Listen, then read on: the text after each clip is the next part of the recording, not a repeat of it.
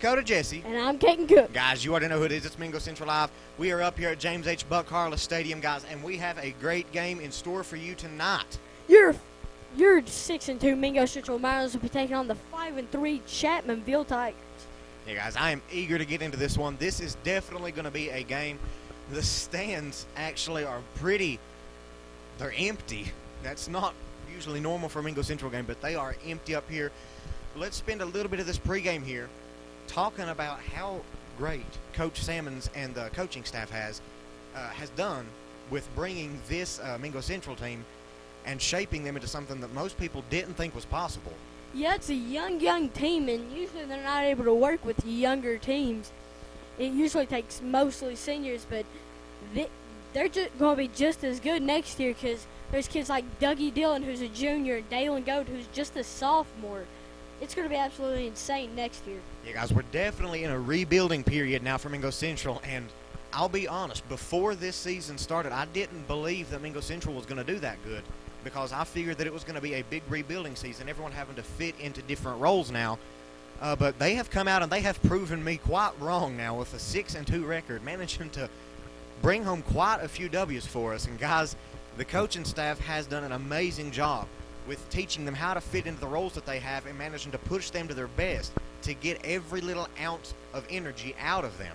Yeah, I think we all underestimated these young Mingo Central Miners, but they've really came out here, beat major teams that have really put up points the last year and the year before, and they're just keep the young Miners going on with what the old Miners did. Hey, guys, and what you're seeing right now on the screen, we've got the camera pointed to what would be the tunnel, but they don't have it blown up. We're getting ready to see the Mingo Central Miners come out here. We have 5 minutes and 10 seconds left until we get ready for some Miner football, guys. We're going to take a short little break here in this pregame, and we'll be back once the Miners have entered the field.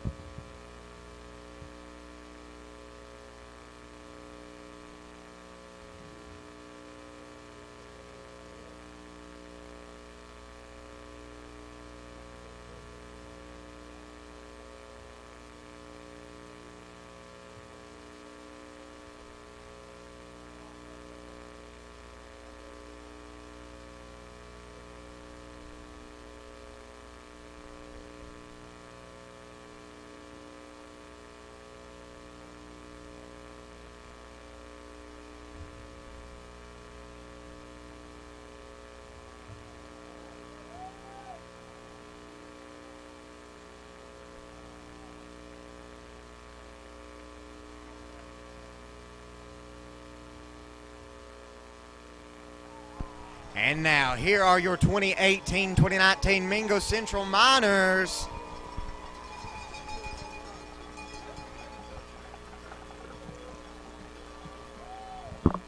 Getting a big applause up here on the mountain from these Mingo Central Miners fans. We are now at 50 seconds left until we are officially in range of some Mingo Central Miner football, guys. Looks like, by the way they're lining up, it looks like Chapmanville is going to be receiving the ball first. Number 11 for Central, Billy Mitchum, setting to get ready to kick it off. And we have saw some amazing things from him this year. I did not expect us to have that good of a kicker, but we watched him in warm-ups earlier today, and he was kicking 50 and 60-yard kickoffs and then kicking around 45 to 50-yard punts. Yeah, he would kick from the 50 right down to 3 and 7 in just particular places. I think one hit the signs back there. He has a leg and a half on him, and he has shown us all season long. As now we are getting ready and set to get started here with some Mingo Central football. Back to receive will be Williams and Scott for Chapmanville. Have to believe that this is going to be a pretty good game here. That's what everyone is expecting, because these are two pretty evenly matched teams. The Tigers at 5-3 and the Miners at 6-2 should be a pretty good game up here on the mountain, but we're going to have to wait and see how it all goes. Things can change on the drop of a dime here up on Miner Mountain, as now we are set to see it kick off. Every fan on the edge of their seat getting ready to see it. And it is off. Williams will receive it. He's going to try to take it out to the other side. He's going to try to dodge number 6, but he'll be taken down at about the 20. He's going to be brought down by number 6. That is Preston Dingus there, doing a good job at grabbing him. Nice little return there for a couple yards there. Pushing Chapmanville just a little bit up, and that is going to start it off here. 1st and 10 for the Chapmanville Tigers. So that was a 6-second little return there. You know the Chapmanville Tigers are going to want to get out here early, get some points on the board, get a really demanding lead on Mingo Central. As now they're setting up. 3 receivers down on the bottom of your screen, 2 up top. The quarterback's alone in the backfield. Number 6 will come in motion. It's going to be a handoff. He goes up to go with it, and he'll go 5. And he's going to fight to about the 27 or 28. That was a very precise run by number 6 there. You know, that sets the tone a little bit for this Chapmanville offense. Yeah, managed to get hit by a couple, but was taken down ultimately by number 22, Norman Kennedy, and number 30, Isaac Moore for the Miners, as now they are setting back up in a fast-paced offense. 2nd down at about 4 now for the Tigers. Trips receivers will buy me a screen with 2 up top. Again, the quarterback is alone in the backfield. Chapmanville's receiving their plays. Everybody's set. Quarterback, number 3 goes in motion. He's going to hack the ball. It'll be a handoff to number 3. He'll go up to go with it and fight to about the 30-yard line. It's going to be taken down there by number 42, number 42. Don't have it on our roster, but number 42 for the Miners, I do believe, is Weston Christian. We have saw a lot from him this season, too. Yeah, now we're going to have a different formation by Chapmanville. There'll be 3 run backs in the backfield with 1 tight end. He's going to hand the ball off to number 6. He's going to pick up the first and more. Goes out at about the 41-yard line. It's going to be brought down there by number 30, Isaac Moore. Collier there on the pickup. We've seen a lot of him already in this game, and they've only ran 4 plays, I think. That is going to move the chains for a Chapmanville Tigers. 1st down there. Chapmanville managing to do something that Central has not saw a lot. They have a fast-paced offense here with some different curveballs that they can throw in now. Yeah, this is the 3rd formation on the 4th play of the game. Okay, there's going to be 1 run back to the backfield. Trips receivers at the bottom of your screen. 1 up top. It's going to be a handoff to Collier again. And he'll be taken down for about a 2-yard loss, it looked like. Nice job there. It looks like you're going to have number 53, Austin Ray. A whole bunch of other Miners. Looks like number 28 also. Zach Patrick is going to be in on the tackle. As now they're lining right back up again. Trips receivers at the bottom of your screen with 1 run back in the backfield. Looks like the quarterback for this game is number 10, Barry. We didn't really see him warming up that much in the pregame, but we'll have 1 receivers at the top of your screen. And number 3 will be in motion. And it's going to be a handoff to number 6. Ooh. He'll pick up about 6 or 7 or maybe even 8 on that one. Now it's going to be about a 3rd and I'd say 5. Looks like you're going to have number 30, Isaac Moore, in on the tackle once again. Let's see what this Chapmanville offense can do here. Trips receivers to the bottom of your screen. One run back in the backfield with one up top. They're trying to fake out the Miners, it looked like. They're still working on getting their play. They have it. Number 3 will come in motion just like he did last time. It's actually going to be a handoff to him this time. Ooh. He's going to... Looks like he'll be pushed back for no gain at all. Yeah, I feel like we've been doing some sound bites up here for some wrestling game or something with all these different sounds that we've been making, because the Miners have been laying some heavy hits now, as that's going to make it 4th down and 3 to go now for the Tigers. And it looks like they'll be going for it. 3 run backs in the backfield, 2 tight ends. He's going to... looks like the Miners are about to be offsides there. But there was no call. And it'll be a Chapmanville timeout, I believe.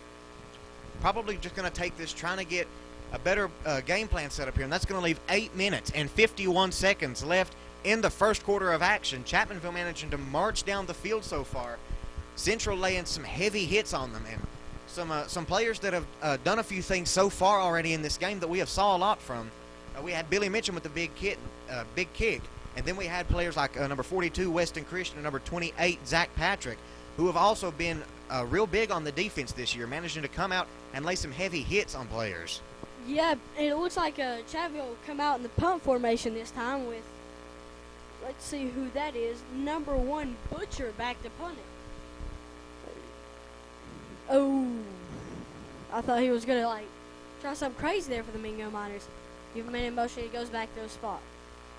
He's going to get the ball, low snap, hits the ground, and it's going to be punted back to about the 20. It's going to roll into the end zone here. That was a really, I would say it was a bad snap. It was just really hard to get the snap off because it's raining hard out there. Yeah, I don't know if you guys are able to see it on the camera. Probably not. But it is definitely pouring the rain up here as now.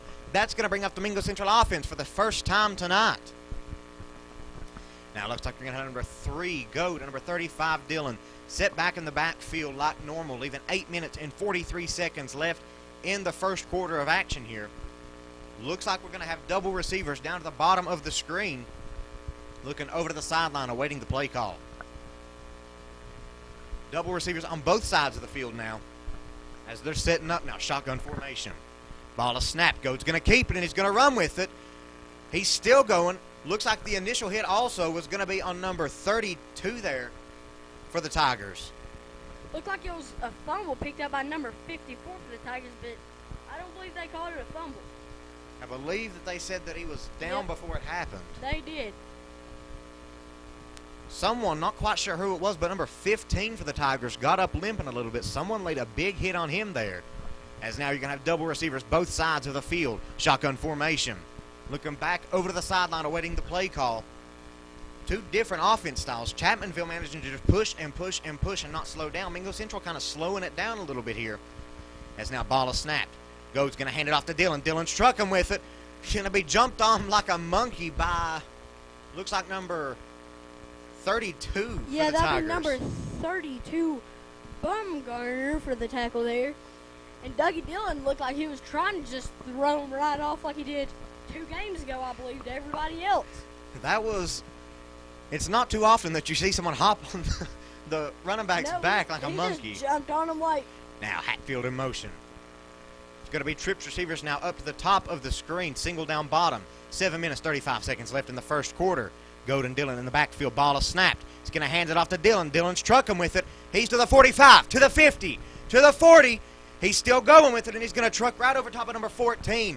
Going to be stopped right at the 31-yard line, and what was a huge pickup there for the Mingo Central Miners. And that will move the chains for Mingo Central Miners. First down. Looked like he was trying to take Hensley's head off right there. I mean, Hensley had to come all the way across the field, and just when he got there, he just managed to get hit as hard as Dougie Dillon could hit him. Looks like you're going to have trips receivers now up to the top of the field, Clock is still running almost down to 7 minutes now. Single receiver down bottom. Goad and Dillon in the backfield now, awaiting the snap. Shotgun formation. Ball to snap. Goad dumps it over to Hatfield, who almost loses it. He's going to be taken down for a huge loss of yards there. Hatfield almost managing to lose the ball. That'll be number 21, Craddock, on the tackle there. And you see Hatfield with a little shove there after Craddock got up jumping. It was a good job there by the Tigers defense on managing to get in there, take advantage of the little flub up that we had there. As now everyone's lining back up. Now it's going to be second down at about 15 now for the Miners. Looking over to the sideline, trying to get the play call here. Trips receivers down to the bottom of the field. Single receiver up top, shotgun formation. He's going to hand it off to Dillon. Dillon's trucking with it. He's going, and he's going to pick up the first down, and that is going to move the chains for Mingo Central Miners. First down. Dougie Dillon with a 15-yard run there. That was absolutely insane. We thought that he was going to be down within like 5, and he just keeps on pushing. That is the amazing thing about Dougie Dillon, is that he can manage to keep trucking more than the average person would be able to. He just keeps going and going and going, and he will run over anything that you put in his way if it means that he's going to be picking up a first down for the Miners. Now we are under 6 minutes left in the first half. Trips receivers down to the bottom of the field, single up top, shotgun formation. Looking back over to the field, they have 5 seconds left on the play clock. Have to get it off. That ball is snapped. He's going to hand it off to Dillon. Dillon's going to be brought down. Looks like they're going to leave it right at the mark. It's going to be second down and 10 now for the Miners. Yeah, that was a nice stop by the Chapmanville defense. Just clogged everything up and took him down whenever they could. Now looking back over to the sideline, awaiting the play call now. We're going to have 5 minutes and 25 seconds left in the first quarter here. Neither team managing to get on the board so far. Miners looking to change it here with this drive. Trips receivers down to the bottom of the field, one up top. Shotgun formation. Go drops back to pass. He's going to toss it off to number 35, Dillon. Dillon's still going with it, and it's going to be a touchdown for the Mingo Central Miners. That was a solid play by the Mingo Central Miners. Dalen Gold read that defense perfectly at the moment, saw that the D-line was close to him, got the pass off whenever he could. He did a really fantastic job of managing to dump it right over top of the defenders, right into Dillon's hand. Dillon doing a great job of getting right into the end zone, trucking through some people there. It's going to leave 5 minutes and 7 seconds left in the first quarter now. Miners up 6-0. Looks like you're going to have number 42, Weston Christian, coming out onto the field, and number 11, Billy Mitchum, set to kick the PAT, something that we didn't see last time that we were up here. No, they weren't kicking a lot of PATs 2 weeks ago.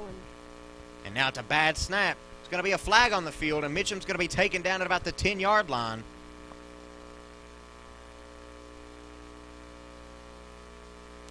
Looks like it might be a false start on the Miners. Going to have to wait to see what they say.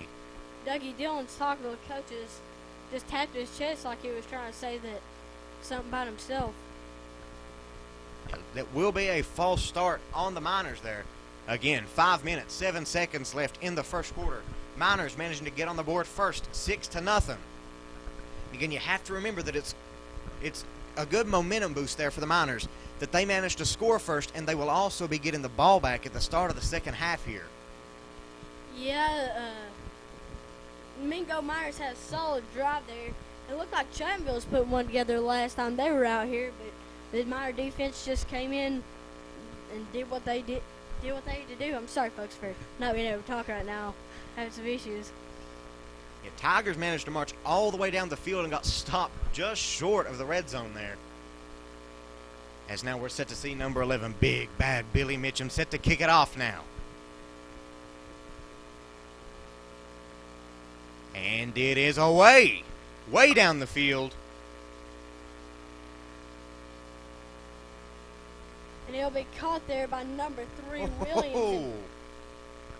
I thought for a second there he stepped out. It looked like it, but I mean, I guess he didn't. Looks like it was close. It's going to be number 14 and 15 in on the tackle. That's going to be number 14, Ethan Irwin, and number 20, Gavin Farley. He was taken down there at the 17. Let's see what this Chapmanville Tiger offense can come out here and do now. Yeah, it's going to put them in pretty poor field position here. Going to be setting up shop around the 17-yard line. as now they're setting up, getting ready to start it off with their fast-paced offense. Okay, you got trips receivers at the bottom of your screen with one running back in the backfield, one receiver up top. Looks like there's a tight end. He's going to throw it out to number 3, and he'll be way too far out there. Intended receiver was number 3 for the Tigers. The interior receiver was Williams there, and looks like his didn't get the right throw on it. It was the first pass for the Tigers quarterback so far tonight. Not a good start for him there. You have to attribute, obviously, some of it to the rain here, managing to keep the ball wet and the field wet too. Yeah, it's really hard to throw in this rain sometimes. You've got trips receivers at the top of your screen. One run back in the backfield, number 3 in motion. And it's going to be a quarterback keeper. He shakes off one man and gets taken down about the 18 for about a 1-yard gain, I believe. It looks like he's going to be brought down by number 28, Zach Patrick, and number 64, Branson Nagy, it looks like, on it. Yeah, that was a really good play by the Miner defense. He already had one man back there that kind of slowed him down as much as he could. After the quarterback just shook him off, the rest of the Miner defense came. That's what they need to do. As long as one person can grab them long enough for someone else to hit them, that's all they need to be able to do. Trips receivers at the top of your screen with run back in the backfield. Looks kind of like what the Mingo Miners run, but with a tight end.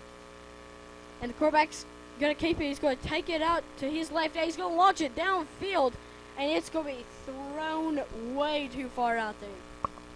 Yeah, it was under heavy pressure there by the Mingo Central defense there. Number 64, Branson Nagy, also managing to keep the intense pressure there, running after him, causing him to overthrow the receiver there by quite a margin. Yeah, the quarterback did what he could at the time.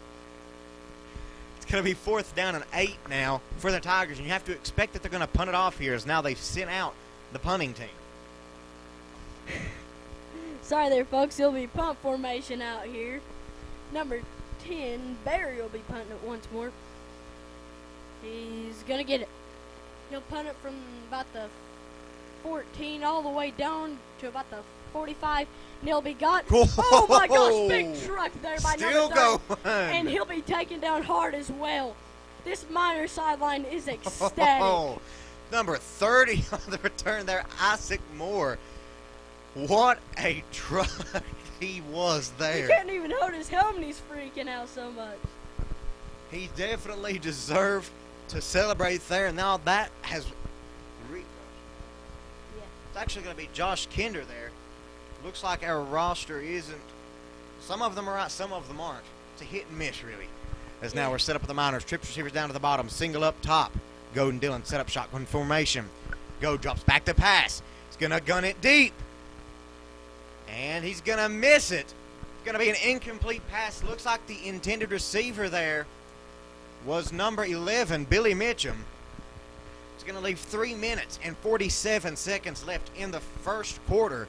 Miners up 6-0 in what has been an amazing game so far here. I believe that was number 15, Freeman, on the break up there. Lost his helmet. Now he's limped on the sideline.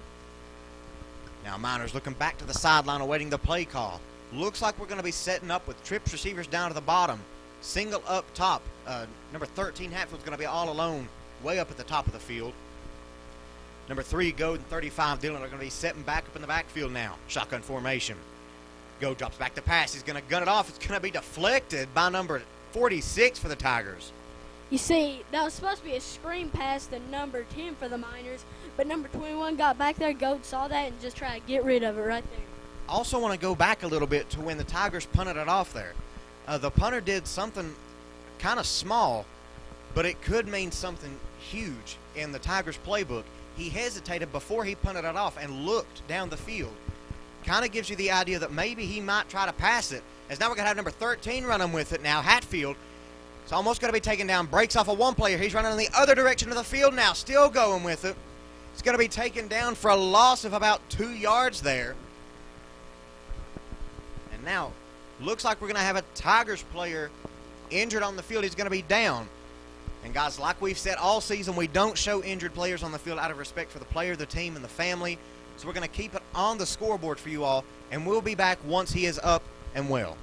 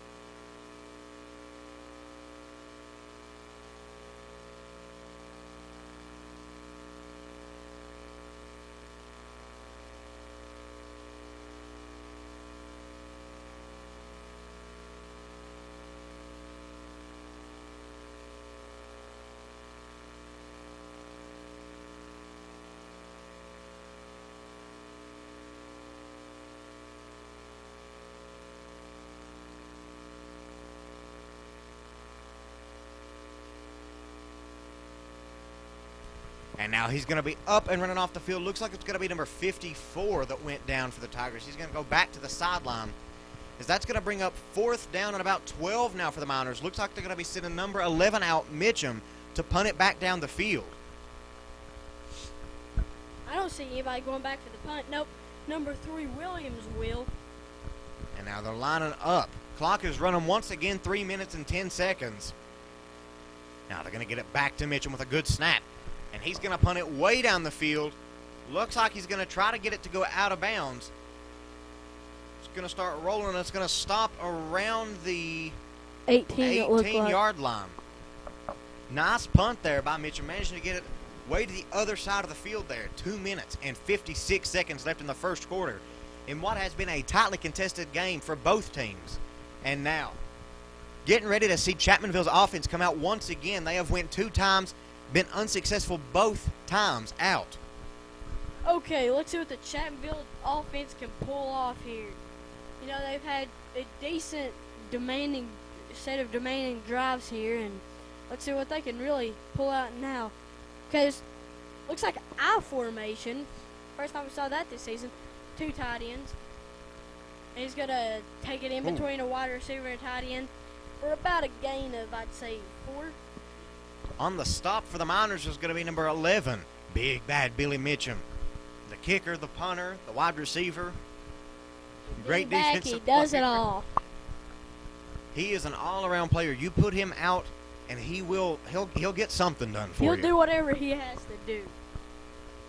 I believe Chapmanville came out in a different formation every drive, but now they're going to be in the I formation, well, a different version of it. He's going to hurdle through there. He's going to shake off Billy Mitchum, and he's still going for it. He goes down about the 41 there, a major gain. That was an absolute crazy play by the Chapmanville offense, and I'm excited for him now. And managing to pack a couple Miners with him. I'll get it out here in a little bit. What a run there by the Tigers offense. As now the clock is going to keep running now, right under 2 minutes and 10 seconds as the first quarter is slowly winding down. That will move the chains for a Chapmanville Tigers first down as they are setting back up now. He'll be in the same formation. There'll be a tight end at the bottom. And he's going to take it with another run. He'll go down. Big hit there, I believe. Number 64, Branson Nagy, picking him up and slamming him back down. Getting a fist bump there from the ref. Number 62 for Chapmanville. Renegro will go in for Plumley there. And seriously, that was an amazing hit by Branson Nagy. Did a great job wrapping him up, I'd say. Same formation, one receiver on top of your screen, a fullback and a running back in the backfield. It's going to be a pass this time. You know, there's only one man he can hit, and it's going to bounce off the face mask of Williamson right out of bounds. Also, big hit there in the backfield on, I believe it was number 6. Number 42, Weston Christian, coming through and trucking him out of the way, trying to get to the quarterback. It'll be 3rd and 9 here, different formation. It'll be trips receivers to the bottom of your screen with one run back to the backfield, one receiver right on top of it. There's going to be a flag on the field. It's going to be a delay of game against the Chapmanville Tigers there. It's going to move them back a couple yards there. It's going to be 3rd down now and about 15, it looks like. Going to be a little bit harder now for them to grasp this first down that they are shooting for here. It's going to be even harder. 3rd and 14. You know they're going to want to try to pass it here, and the Mingo defense can probably tell with all these shoes they have out here. One run back, he goes in motion, trip receiver to the bottom of your screen, and he'll hit the running back in the flats, and it looks like that one was dropped. Almost managing to get it and get them up to where they would be at about a 4th and 5 position, but he dropped it. Now it's going to be about 4th and 14. 1 minute and 11 seconds left in the first quarter. Miners up 6-0, as now the Tigers are set to kick it off once again. Barry will kick this one off again. Let's see what he does this time. I'm going to try to watch him like he did last time and see if he tries to fake it or anything like that. He drops it this time. and punts it straight off the bat. The Miners will touch it. He sees a hole, but it gets clogged up, and he drives through, I believe, 3 Chapmanville players. Looks like he delivered a pretty big hit to one of them. Looks like it's going to be number 30 on the carry. It'll be Josh Kinder. So now we are under a minute left in the first quarter as the Miners offense is coming back out, set to drive it back down the field, shooting for another touchdown here to try to give them a bigger lead going into the second quarter. As now they are looking over to the sideline of the coaching staff, trying to get their play call here. Looks like we're going to have double receivers on both sides of the field. Gold and Dillon set up shotgun formation. Looking steady rain all not long tonight. Yeah, the rain managing to get in there and cause a couple people to almost lose control of the ball. As now we're under 10 seconds left on the play clock. You can kind of see it glisten off the turf if you look down there. Gold hands it off to Dillon. Dillon's going with it. Keeps trucking it. He's going to pick up, looks like about maybe 4 to 5 yards there. Clock is still running. We're under 50 seconds left now in the first quarter. I believe that tackle was made by number 25, Witt, who I believe is a linebacker. That will be about a 4-yard pickup there for Dillon. Make it 2nd down and 6 now for the Miners as they are looking over to the sideline awaiting the play call once again. Going to have double receivers on both sides of the field now. Gold and Dillon set back up in the backfield once again, shotgun formation. Gold drops back to pass. It's going to be out to Billy Mitchum, and he'll be broke up by number 26, Reiniger there. Yeah, big chance there to be intercepted by the Tigers when it bounced off of Mitchum's hands, almost right into the hands of a defender. Very close call for the Miners. That's going to stop the clock now at 19 seconds. I think Chapmanville came here knowing what to expect from the Mingo Miner offense. Yeah, they've definitely gave them a competition that we've not saw so far hardly at all this year. Managed to keep it all fast-paced. Trip receivers now to the top of the screen. Single down bottom, shotgun formation. Go drops back to pass. He's going to gun it out to number 35, Dillon with a little short pass. He's past the 50 now. He's to the 40. He's still trucking. And he's going to go out at about the 32-yard line, it looks like. Flag's going to be thrown. It's definitely going to be unsportsmanlike there as they almost had a little fight. Looks like number 21 and 26 are bickering at each other on the Chapmanville defense. Not quite sure if they're going to throw it on both of them or just one of them. We'll have to wait. See exactly what they call as the rest are congregating now. The 52-yard line, or 48-yard line, trying to figure out what they're going to call it here.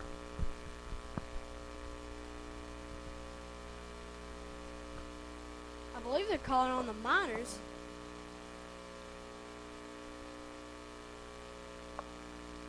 They will. Yeah, that'll be a penalty on the Miners instead of the defense.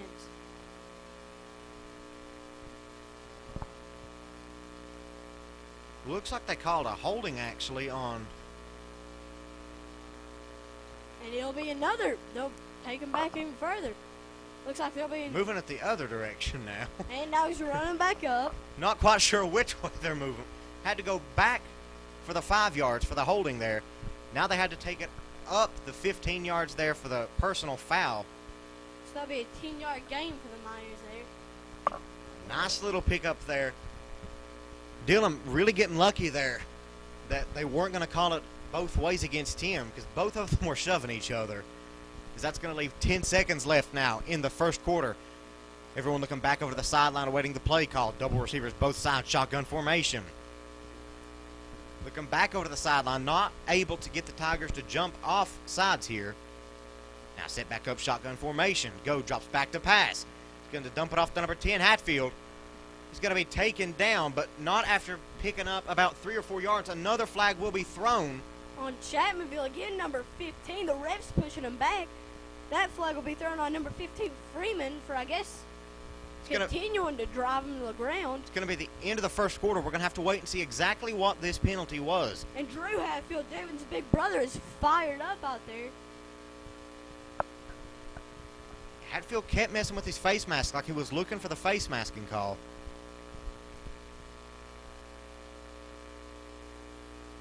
The Miner fans are not happy right here. Yeah, that will be a personal foul against Chapmanville. Number 15 and 21 just now getting to their sideline because I believe that they're a penalty on them.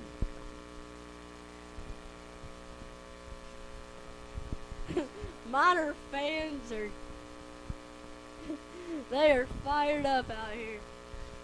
Now we're going to take a quick little break. We'll be back once the second quarter starts.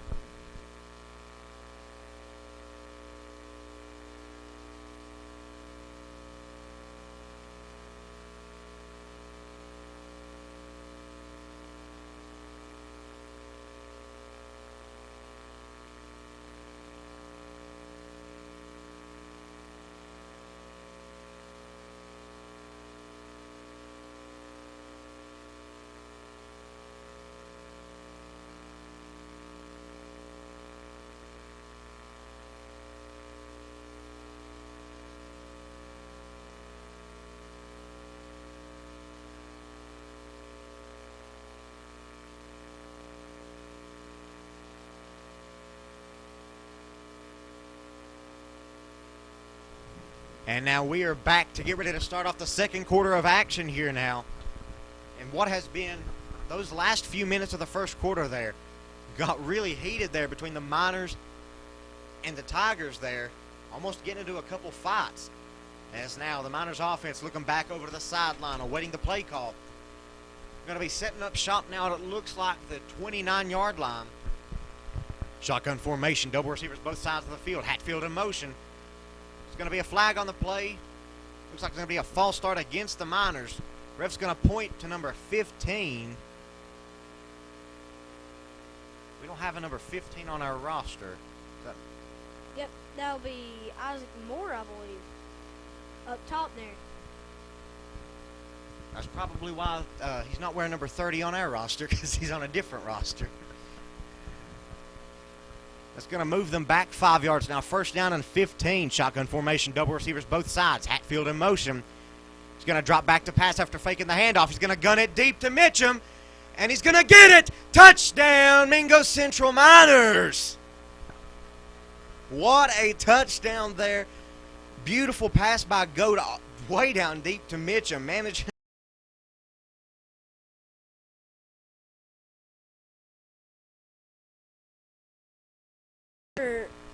Right before the flag, Devin Hatfield got the ball like it was going to be a run. So the Miners worked off that, faked the handoff, threw it deep to Billy Mitchum for a touchdown. Now, it looks like we're not going to be kicking the PAT here. Looks like we're going for two, as now the Miners are up 12-0, looking to make up for the lost points here. Shotgun formation, man in motion. Ball a snap, go. Running over to the side.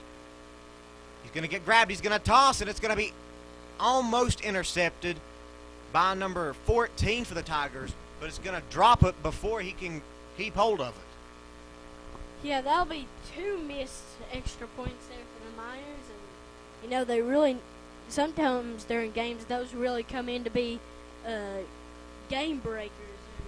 Yeah, that could definitely be a deciding factor later on in the game. We'll have to wait and see. The Myers kickoff team coming out here, as is the Chapmanville receiving team. You know, the Miners kickoff team has a lot of young players on it, like Silas Boyd and Aiden Taylor, and even Isaac Moore, who's young just to be a starter.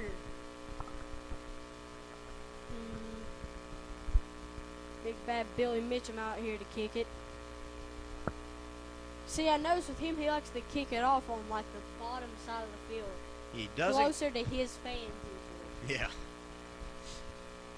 And now we're set to see him get ready to boot it down the field for, I believe, the 3rd or 4th time tonight. It'll be a thick 3rd. And now it's off, way down the field. He'll be caught about the 5, and he'll run it up, juke out one guy, keep trucking, try to truck through Silas Boyd and Aiden Taylor, but he won't. Gonna get pancakes there, getting flopped over there on the hit. Nice. Silas Boyd started to drag him to the ground, and Aiden Taylor said, hey, I'll finish him off. Nice little return there by the Tigers. 11 minutes and 44 seconds left in the first half. Miners up 12-0. Tigers looking to change that. Okay, you have trips receivers on the top of your screen with 1 down bottom. 1 run back in the backfield. Let's see what the offense can do here. They get their play. Now they're setting up, getting ready to get at it now. Number 6 in the backfield. You'll have number 3 in motion. He'll hack it off hands to number 3. He'll try to go up the gut with it, and he'll go about 10 yards there on the carry. 10 or 11. Number 62 coming to help him up. Number 13 for the Tigers, showing a little temper there. Not quite sure what over, but showing his... Yeah, it's getting a little bit, I don't really know how to explain it, but the Miners and Chapmanville aren't really acting like they like each other a lot right now. Yeah, this could potentially end up being a brawl up here on Miner Mountain tonight. Both teams feeling passionate about every little move that they do now. There's been bad blood here for a while, years before, and I guess it's coming out tonight. Trips receivers to the top of your screen with 1 run back in the backfield. He'll hand off to number 6. He finds a hole. Nope. Wait, no, it was a complete fake out. It was quarterback keeper, and he'll be stopped in the backfield. That even got me, and I'm up here watching it. You love those plays where when you're announcing it, you think that it's going one way, and then you realize that it's not. It's going to leave under 11 minutes left now in the first half as time is slowly winding down now. Tigers slowing down their offense speed here. They were shooting on rapid fire, and now they're kind of slowing it down to a normal pace as now number 3 is in motion. Number 3's in motion. He'll hand off to number 6 again. He'll try to take it to the outside, but be swarmed by Miners. He'll go out about the 40-yard line. Good job by the Miners on riding him there, but you have to give credit to number, what was it, 8 for the Tigers? Number 6. I believe it was. It's number 6. Yeah. Managing to keep. Kind of hard to see from up here, isn't it? Managing to truck and truck and truck. Well, I believe the rain has stopped as we look up at the lights. That's the only way you can really see it. And now looking back over to the sideline, they're awaiting their play call. Trips receivers to the top of your screen, and Chapmanville's quarterback is walking around. He's 5 seconds left on the play clock. acting a little frantic here. And Chapmanville will call a timeout because they only had like 3 seconds left on the play clock there. Yeah, Chapmanville looks like there's starting to be some tension there between the coaching staff and the players. You keep seeing the quarterback shaking his head and stuff whenever they're calling plays. He's a little frantic, and I don't believe he wants to run some of the plays that they're calling. Yeah, the Chapmanville team definitely has to fix their issues if they want to stand a chance at trying to score against the Miners' defense. I believe the coaching staff needs to listen to the quarterback because he can see things that they exactly can't sometimes. Yeah, it's definitely a double-way road because obviously they got to work with each other and be able to trust each other's judgment. Yeah, definitely, because the quarterback is out there and can manage to see some things, like you said, that the coaches can't. But at the same time, it's usually not a quarterback's position to question a coach. Yeah.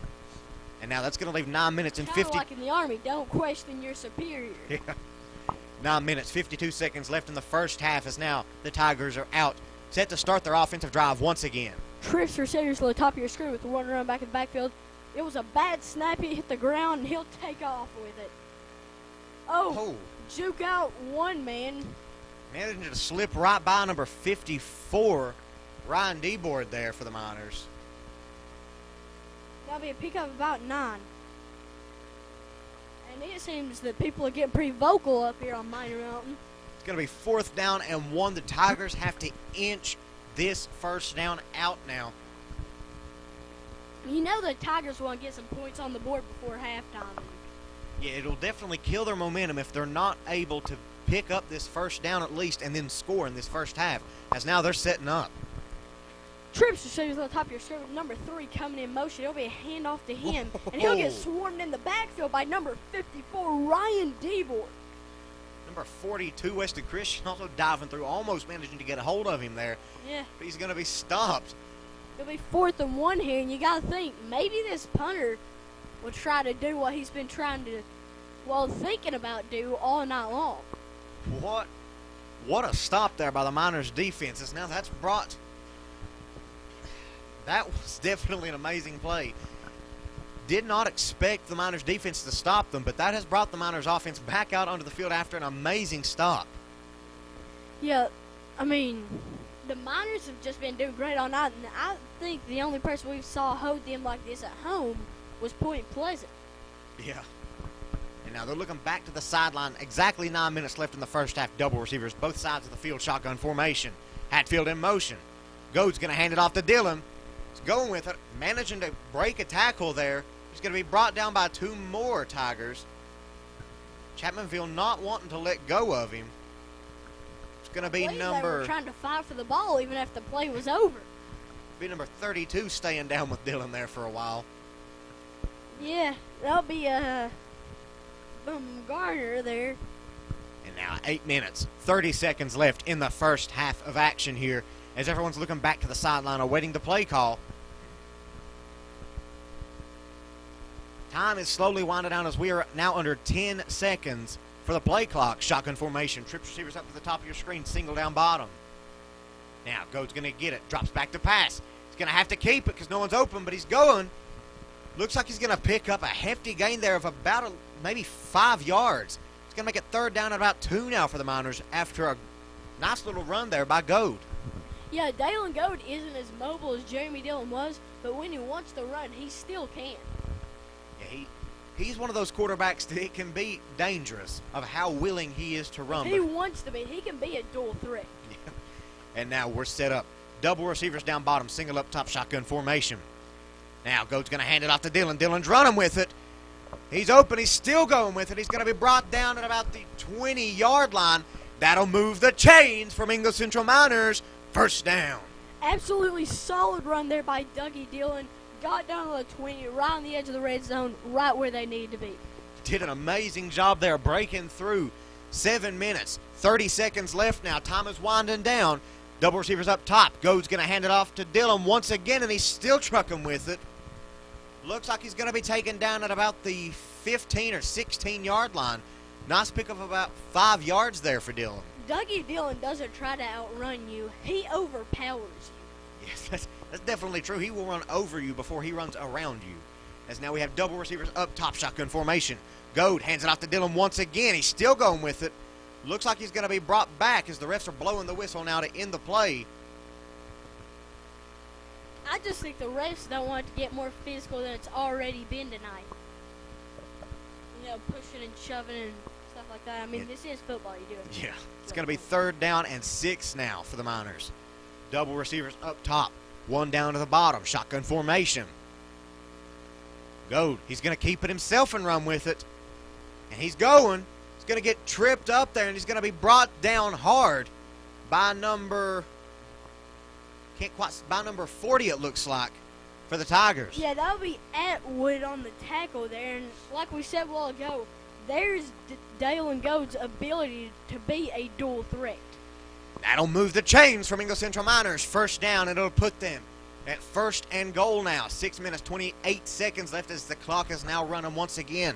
Looking back to the sideline, awaiting the play call. Double receivers both sides of the field. Trips receivers up to the top. Goad alone in the backfield. He's going to be looking back for the play call. Under 5 seconds now on the play clock. Goad's going to get it, and he's going to keep it and run with it. It's close, and he's going to get a touchdown for the Mingo Central Miners. You know, really solid run there by Dalen Goad, who's just a big guy. He can power through just like Dougie Dillon could. It's like we've said, it's almost dangerous at how much he is willing to run because like most quarterbacks, if they got hit, they would fall.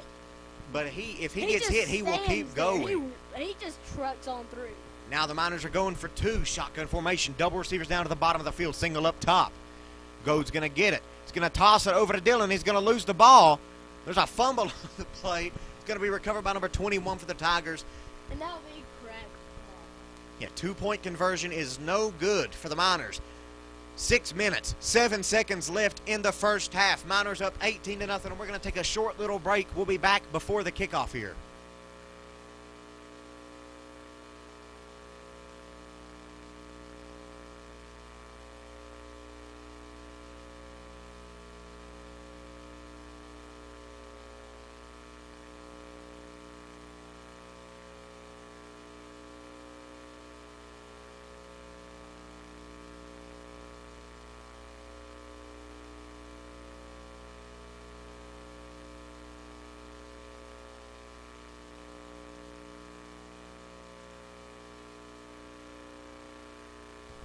And we are back now. Again, 6 minutes, 7 seconds left in the first half. Miners with a big lead now, 18-0.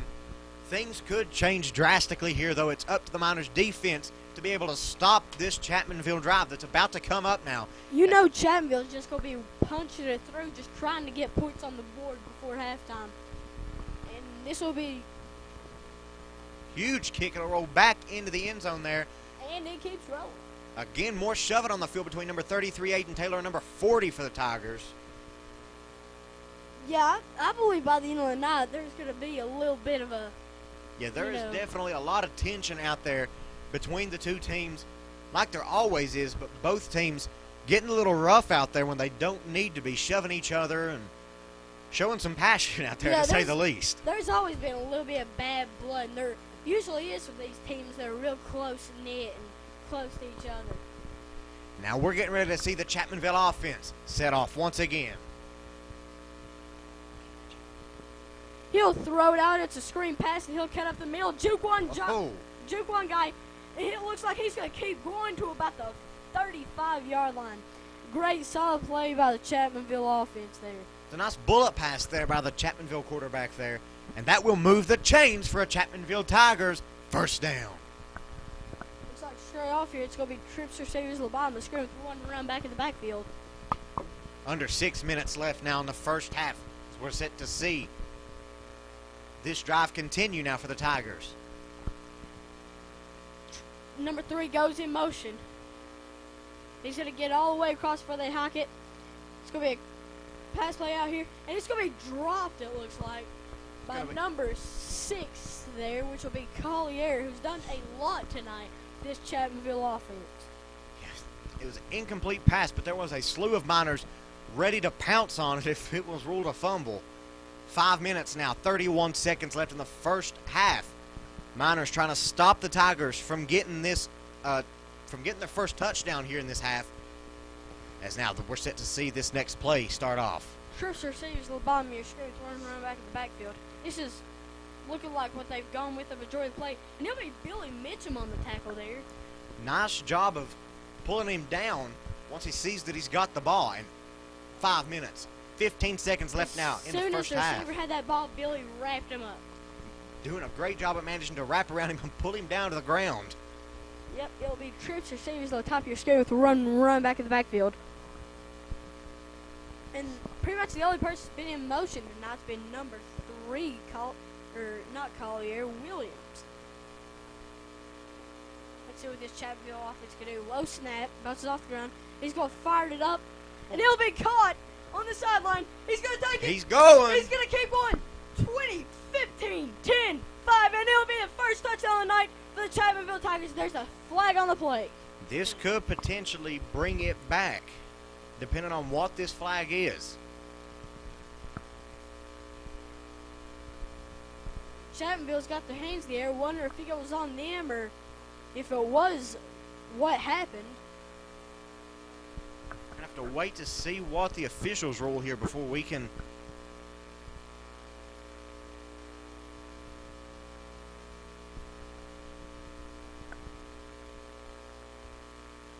officials talking to a couple Miners players, one of them number 42, Weston Christian. Looks like it's going to be against the Miners. Have to wait to see what it is, though. It'll be ruled a touchdown for the Chapmanville Tigers, their first of the night. You know they got to be happy to put some points up on the board. Sorry, folks, I'll get it out eventually. Only 4 minutes, 38 seconds left in the first half. Miners up still 18-6. Tigers looking to score their first PAT of the night. There'll be Reiniger out here to kick this PAT, and let's see what he can do with it. It's up, and it's through. It's good, it's good, it's good. Miners will be up 18-7 now. And what was an amazing drive there for the Tigers. And again, guys, we're going to take a short little break here, and we'll be back before the kickoff here.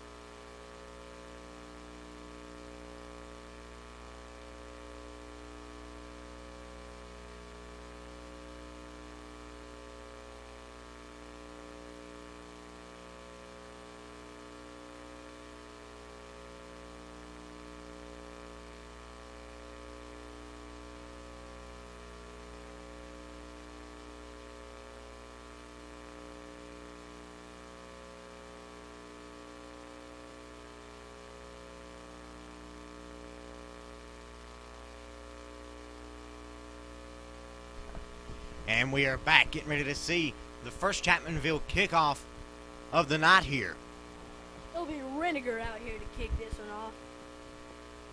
And this is the first team that I believe we've had here that hasn't done their kicks and their punts. They've two separate people doing, each of them has one job. Number 15 for the Tigers also running out there hard, but running with a limp. Reniger, it'll be a squib kick right to number 10, Devin Hatfield. He'll take that up the gut, take it to the outside. Oh, and he'll be brought down hard by number 40, which is Atwood for the Tigers. Did a good job there of picking up about 5 or 10 yards there for the Miners. Number 40's a big man. He just, he literally just pulled him to the ground and jumped on top of him. Yeah, this will put the Miners in really good field position here. Ball's going to be placed at the 36-yard line. 1st and 10 for the Miners, 4 minutes, 32 seconds left in the first half. Miners looking to increase their lead before the half runs out here. Looking over to the sideline, awaiting the play call here. Play clock is now under 15 seconds. Trips receivers up to the top of your screen. Single down bottom. Goad and Dillon in the backfield. Shotgun formation. Ball a snap. Goad hands it off to Dillon. Dillon's running with it. He's going to get down to about the 29-yard line, it looks like. It's going to be a pickup of about 7 there. Make it 2nd down and 3 for the Miners. 4 minutes, 15 seconds, and the clock is winding down now. Inching ever so closer to halftime as now they're looking over to the sideline awaiting the play call once again. Trip receivers up to the top of the screen, single down bottom. Shotgun formation. Goad, he's going to keep it and run with it. He's going with it. He's to the 20, to the 15, to the 10. And he's going to be brought down at about the 8-yard line, it looks like, after what was a phenomenal run by Goad. Dalen Goad just carried that D back for 5 yards, I believe, and Managing, just went down onto him.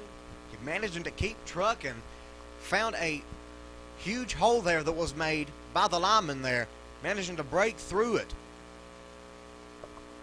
It's going to be a penalty against the Miners, though. It's going to take it right back. So that beautiful play that we just saw did not mean anything. You know, that's got to be a little bit painful for Dalen Goad. Definitely. All that effort, it just gets taken right from him. Make it 2nd down. And about 6, it looks like now for the Miners. Looks like we're going to be setting up now with double receivers on both sides of the field. Goad and Dillon setting up in the backfield. Still awaiting the play call here as we are now at 7 seconds left on the play clock. Setting up shotgun formation. 2 seconds left on the play clock. Hatfield in motion. Goad's going to give it off to Dillon. Dillon not really finding a hole, but he's still going to pick up about 2 yards there for the Miners. He's going to be slammed down. What's going on down there? Looks like Dillon was still down on the ground, but the Chapmanville Tigers kind of surrounded him. Almost a fight broke out there with the Miners coming and shoving them away from him. It's going to be 3rd down now and about 3 for the Miners. Dalen Goat fixing Dougie Dillon's pads there like a good friend would. Yeah. 2:53 left in the first half. Double receivers both sides of the field. Shotgun formation. Hatfield in motion. Now looking back over the field, we're now going to be setting up trips receivers up to the top, single down bottom. Still shotgun formation. Goad's going to get it. He's going to keep it and run with it. A huge dog pile. Miners fans looking for what was an obvious flag should have been. Dalen Goad getting up slowly after a pretty daggone late hit by number 70 there. Plumley. Refs with their blinders on there apparently didn't see anything. Plumley picked Dalen Goad up after the play was over and pretty much just slammed him down. Looks like they're going to be measuring it here. They may have gotten a 1st down on that play. Dalen Goad holding his ribs there for a second. All the Miner fans, coaches, and everyone jumped up after seeing that, expecting there to be a flag thrown on it. After that, you know it's going to get a little bit ugly here tonight. Now we're set to see if they got the 1st down. And they're going to get it. That'll move the chains for Mingo Central Miners. First down. You know, the second half we're going to come out, we're going to expect to see more aggressive stuff by both teams because in this first half they've really developed some issues with each other. Both teams getting up in one another's faces here, showing some extreme passion for the game that they're playing and some hot tempers. And now they're going to be looking to the sideline now, waiting the play call. 2:25 left in the first half. Clock is still running. Double receivers to both sides of the field. So now we're at 15 seconds on the play clock. Miners managing to milk every second they can out of the clock here. Going to be setting up shotgun formation now. Goad's going to hand it off to Dillon, and he's going with it. Looks like he's going to pick up about 4 to 5 yards on the play for the Miners there with an impressive pickup. Yeah, it was a solid pickup there by Dougie Dillon. And every time that he gets hit, all the Chapmanville Tigers just surround him. I'd say they're like trying to say stuff to him, trying to get in his head. But I don't believe you can get into Dougie Dillon's head after what he does out there on the field. After as hard as he hits people, I believe he's got too hard a head for anything to be able to get through. And now shotgun formation, double receivers both sides. Goad's going to hand it off to Dillon. Dillon still trucking with it. Looks like he's going to pick up about 4 or 5 more yards there for the Miners. Dougie Dillon picking up number 46 for the Chapmanville Tigers. That'll be Van Hatter. That was a really nice move. You think maybe Dougie's trying to help work out the issues. And now we're going to be third down and inches from a first down now for the Miners. 1:20 left in the first half. Looks like we're going to have double receivers on both sides of the field. 10 seconds left on the play clock. Goad's going to be lining up under center. Hatfield in motion. Goad's going to get it and hand it off to Dillon. Who's going to be absolutely swarmed by Tigers. The question is, did he get the first down there? Officials look like they're saying he did not.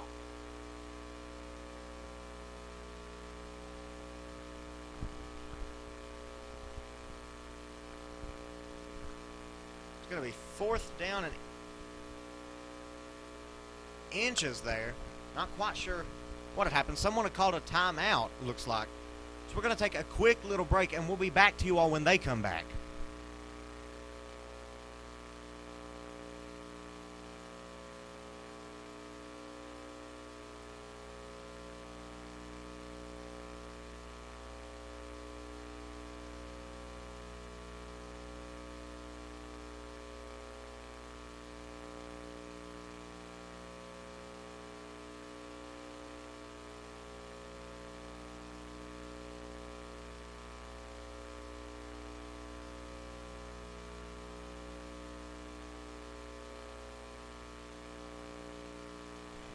And now we are back to see what the Miners can pull off here.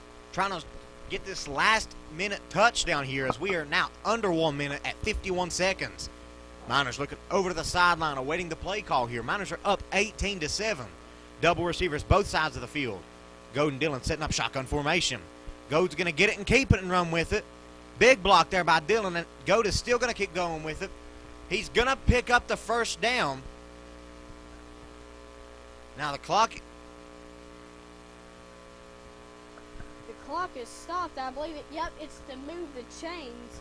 It's going to start right back up now. It's going to be first down and 10. First down is at the 2-yard line.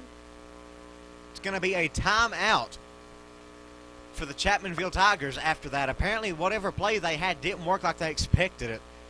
Or they had to get something going here. But like they say, you can't take your timeouts with you, so you might as well use them while you got them. Yep.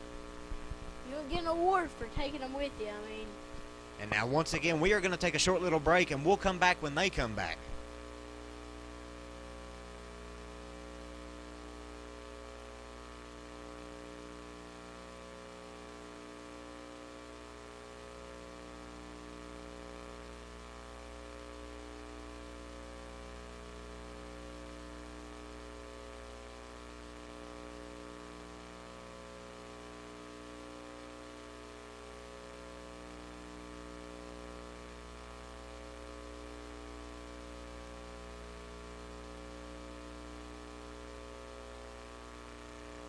And now we are back after the Tigers timeout there. It's going to leave a solid 40 seconds left on the clock. Miners up 18-7. Looking to increase that lead right before the half here. Going to be lining up double receivers both sides of the field. Goad and Dillon setting up shotgun formation. Goad going to drop back to pass. Going to gun it off to number 13 Hatfield, but it's going to be an incomplete pass. Make it 2nd down and 10 now for the Miners. Leaving it at 37 seconds left on the clock. You got to think, if they don't get the touchdown here, will they try to kick it with Billy Mitchum? After what I saw so far, my play call would be to give it to Dillon and let him try to run it up the gut once again, because every time he touches it, it seems like the Miners are picking up 4 to 6 yards. It's like 3 extra Tigers come on the field, and they still can't take him down. Trips receiver to the top of the screen. Goad drops back to pass. Guns it off to Mitchum, and he's going to drop it. It's going to be an incomplete pass. He almost manages to get it. Make it 3rd down and 10 now for the Miners. Miners trying to gun it into the end zone. Have to wonder what they're going to do here. They're definitely within range to where they'd be able to try to use Mitchum here to kick the field goal if they're not able to get the touchdown. But everyone knows they definitely want that touchdown more than they want 3 points. Now it looks like we're going to be lining up double receivers both sides of the field. Goad and Dillon shotgun formation. Goad gets it. He's going to run out with it. He's going to throw it out to pass to Hatfield, and he's going to get it. Touchdown, Mingo Central Miners. Dalen Goad saw Drew Hatfield in the back of that end zone wide open and knew, hey, that's one of my best receivers. Throws it up to him. Great catch by Hatfield. Goad swinging out wide there. Under a tiny bit of pressure. They actually got hit after he threw it there. Now it looks like we're going to be staying out there for 2-point conversion once again on the night.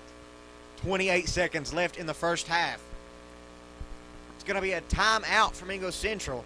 And guys, like always, we're going to take a little break so we can keep our voice for the rest of the game. So we'll be back when they come back.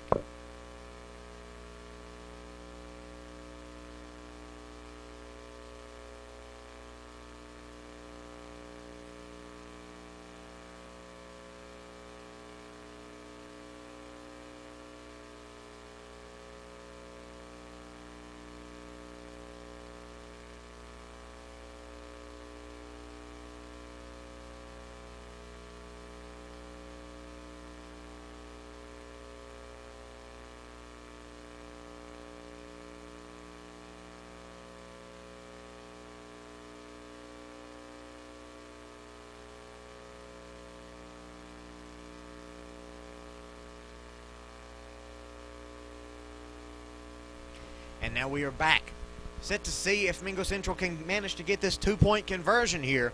Again, with 28 seconds on the clock. They are up 24-7, looking to make it 26-7. Looking to the sideline now, awaiting the play call. Looks like we're going to be setting up with trips receivers down to the bottom of the field, single up top. Goad and Hatfield shotgun formation. Goad gets it. He's going to keep it and run with it. And it looks like he's going to get it, and the 2-point conversion will be good for Mingo Central. That'll make the score 26-7 with 28 seconds left in the first half.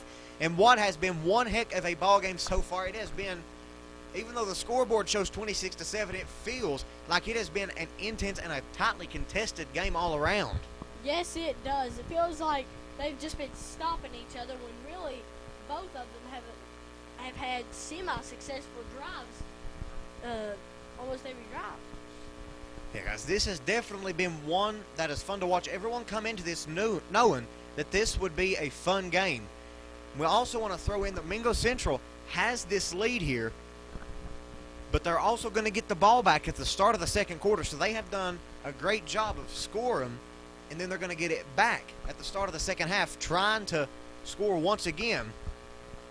As now we are set to see number 11, Billy Mitchum, kick it off to the Tigers receiving team here. Billy Mitchum once more staying close to his fans. And now, it's off. It'll be a squib kick. Got by number 26. He'll try to take it up the gut, sees a hole. Oh. Billy Mitchum's gonna catch him, take him out of bounds at about the 48.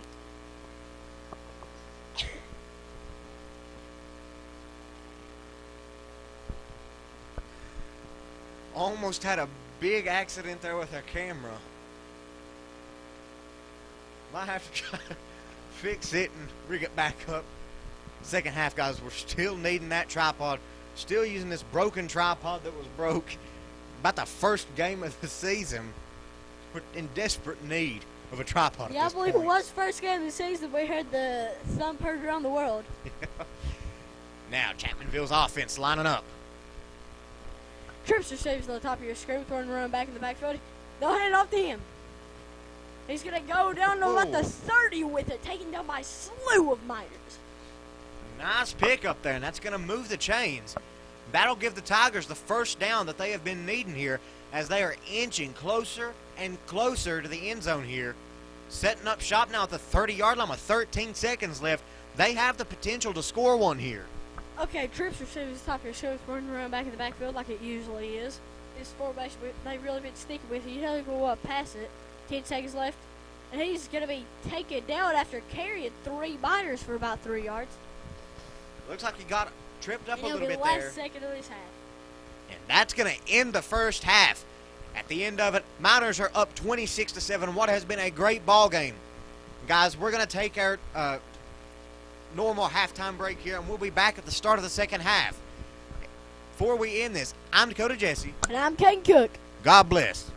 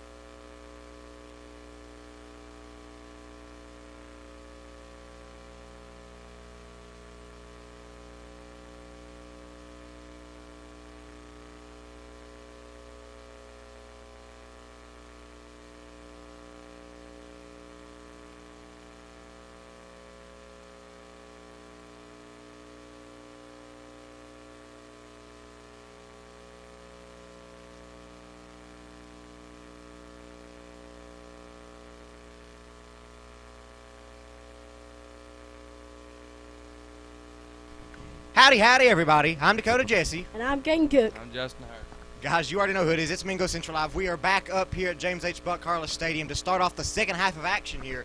Set to see the Miners receiving team come out, getting ready to start off this offensive drive once again here. Again, the Miners are up 26-7, looking to improve their lead even more here, Caden. Yes, this is the only second time tonight that Chapmanville's kicked off, and let's see what they can pull off, even on kickoff. Yeah. And now it's away. Nice little onside kick there. Squib kick there, and it looks like Oh, almost. Tigers almost managed to recover that there. I thought number 6 had it there for a second. By the skin of their teeth, the Miners will get the offense here to start off the third quarter of action here. Again, starting at 12 minutes here. We have saw some pretty impressive plays tonight. We have saw a lot of shoving out there. The passion is real on that field out there, and they have been showing every single ounce that they have of it. Dougie Dillon is putting in everything and absolutely destroying people. I'm just going to say it. He could run through a brick wall if you put one in front of him if he needed to get there. And now, just like normal, Miners team looking over to the sideline awaiting the play call here, getting ready to start. Trips receivers down to the bottom of the field, one up top. Goad and Dillon set up shotgun formation. Goad hands it off to Dillon. Dillon's going with it. Looks like he's going to maybe pick up 1 yard before being taken down hard there by the Tigers defense. And you notice whenever they go down, the refs rush there immediately because they want anything to happen on their watch. They got to make sure that they don't start Yeah, they got to make sure nobody gets their head knocked off. And that will start the clock. The clock will be running now. As again, the Miners team looking back over to the sideline awaiting it. Looks like we're going to be setting up again with trips receivers down to the bottom of the field. One up top. Again, Golden Dillon sitting up in the backfield here. Hatfield in motion. And now, Goad's going to dump it off to Hatfield. Hatfield's running with it. He's down to the 45. He's broke through past the 50. He's still running. He's going to go out of bounds at about the 39-yard line, but there is a flag on the field. It's going to be holding against the Miners. It's going to take it right back. 11 minutes, 13 seconds left in the third quarter here. Miners up 26-7. That's going to move them back after that nice little pickup there by Hatfield. In which he jumped over Hensley. It's going to make it second down and about 13 now for the Miners. Still with some good opportunities here to manage to pick up the first down. Yeah, that doesn't stop the drive for the Miners. I mean, yeah, we have saw some crazier plays up here than this. I remember week 1, the crazy catch by Drew Hatfield. And now, looks like they're going to be setting up again. This time, trips receivers up to the top of the field, one down bottom. Billy Mitchum all alone down here. Goad and Dillon setting up in the backfield. Shotgun formation, awaiting the snap. Hatfield's in motion. Goad's going to fake the handoff. He's going to drop back to pass. He's going to gun it deep to Mitchum. And he's going to catch. He's going to lose it. It's going to be an incomplete pass. Almost a huge gain there for the Miners.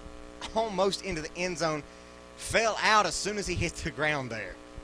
Yeah, if that would have been a catch, that would have been a crazy big game for the Miners. Really would have been a tone setter for this second half. We have saw it all season. Number 3, Goat, he has a huge an arm on him. He can get it down the field. He has an arm like Billy Mitchum has a leg. 11 minutes, 6 seconds left in the third quarter. Miners still up 26-7. Looks like we're going to be setting up double receivers now both sides of the field. Goad and Dillon setting back shotgun formation. Goad's going to get it, drop back to pass. Guns it off to Hatfield.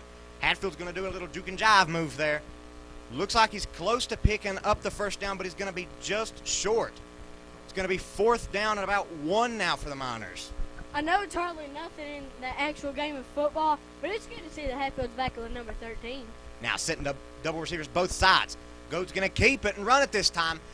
He's past the 40 now, and he's going to be taken down at about the 36, 37-yard line there with a nice pickup. And that's going to move the chains from Mingo Central Miners. First down. Just like we said in the first half, if he wants to, he can run. And he is powerful when he does. Yeah, he is a versatile player. If you give him the ball to run, he will run it, and he won't stop until he's made to be coming down. He thinks the same way Dougie Dillon does. Hey, I may not be able to outrun you, so I'll overpower you. Now, double receivers both sides of the field. Goad and Dillon, shotgun formation. Goad's going to get it. Going to dump it off to number 10, Hatfield. Going over to the 35. He's made it to the 30 now, still juking him out, to the 20, to the 15, and he's going to be taken down at about the 13-yard line, and that will once again move the chains in what was a spectacular run there by Hatfield. That was a good takedown, too, by number 40, Atwood, out there. And as you said just now, David Hatfield with a crazy good run there. And now we're setting back up. Miners looking over to the sideline awaiting the play callers. The clock is now running again, right under 10 minutes left. Miners are inching closer and closer to the end zone, getting ready to score here. And now trips receivers down to the bottom of the field, one up top. Shotgun formation. Goes going to get it, drops back to pass. Guns it out, and he's going to get it. That'll be out to Isaac Moore, I believe. And a nice pickup there of about 5 or 6 yards. Great catch, too. That will still keep the clock running. Now, once again, looking over the sideline, awaiting the play call. Looks like this time we're going to be setting up with double receivers on both sides of the field, as we are now down to 9 minutes and 25 seconds left in the third quarter of action here. As Goad, Dillon setting up shotgun formation. Man in motion. Goad is going to drop back to pass, and he's going to gun it off to number 13, Hatfield, but it's going to be an incomplete pass right over top of him there. Hey, just sometimes you can't win them all. I mean, yeah, he definitely, like we've said, he's got an arm on him.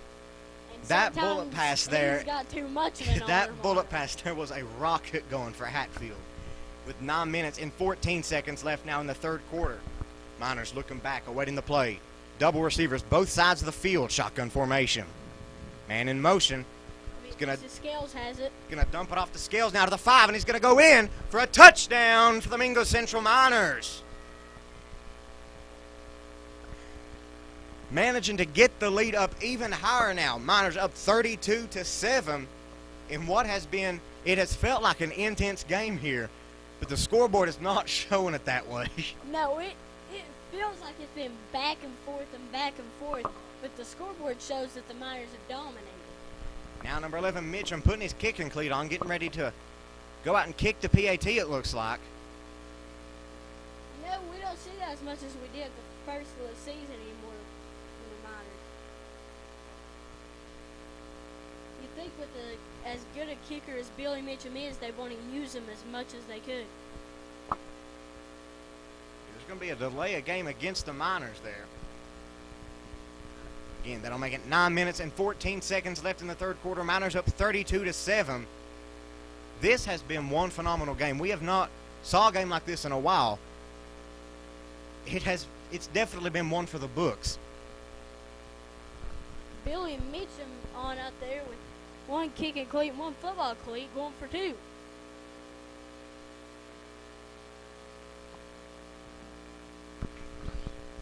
Now, Goad and Dillon sitting back, shotgun formation, double receivers to both sides of the field.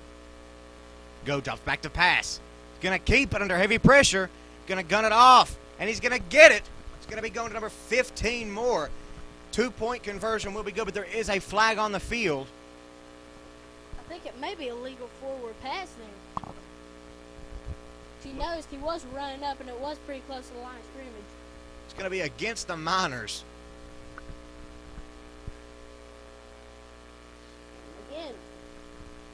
Another attempt from 10 yards out. Just keeps moving them further and further back. Miners are really having to work for this 2-point conversion now. Here in a second, I think we may have deja vu Vista Scales to run the ball in the end zone like he did 2 plays ago. Now, Miners looking back to the sideline, awaiting the play call for this 2-point conversion here. Double receivers to both sides of the field. Goad and Dillon sitting back up in the backfield shotgun formation. 7 seconds left on the play clock. Goad drops back to pass. Under heavy pressure now. And he's just going to run with it. He's going to be taken down hard by the Tigers. 2-point conversion will be no good, so that'll make it 32-7 with 9 minutes and 14 seconds left in the third quarter, Caden. Yeah, that took 3 tries and they still didn't get it, but I mean.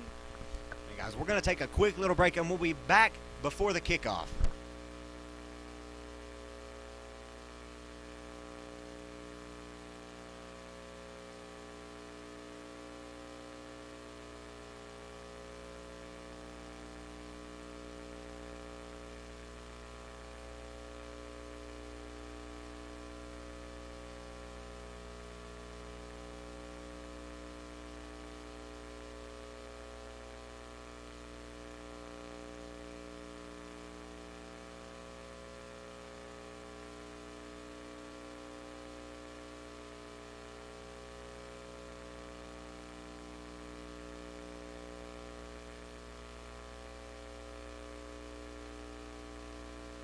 And now we are back, set to see number 11.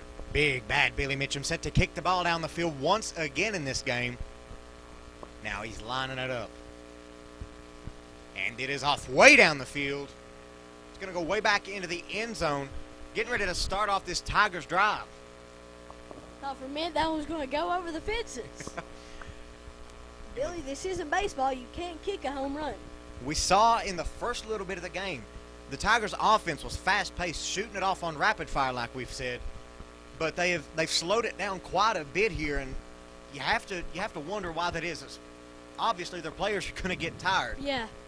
But now they are lining up, getting ready to start off their drive, hoping to get into the end zone here. You'll have your trips receivers on the bottom of your screen with one run back to the backfield and one up top. Let's see what the Chapmanville Tigers offense pull out here. Quarterback will get it. He'll hand it off to number 6, I believe. He'll be taken down almost immediately. Stop dead right at the line of scrimmage without picking up anything. You know, that's one of the prime necessities of this Miners defense is their D-line. It is extremely powerful. Well, those $5 phrases, ain't you, Kay? Yeah. As now they are setting back up, hoping to penetrate this Miners defense here as it is 2nd down and 10 now for the Chapmanville Tigers. You got your trips receivers on the bottom screen, like you had a while ago, and one run back and back. It'll be a pass. Oh. And, wow, that was... Looks like it was a nice deflection there. Yeah. Can't catch the number because looks like number 28.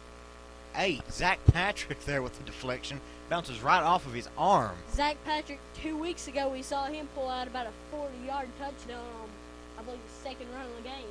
Looks like you're going to have number 11, Billy Mitchum, coming in for number 22, Norman Kennedy for the Miners. Yeah, Zach Patrick is definitely one of those dominant players. He can flip a switch, and he's in there.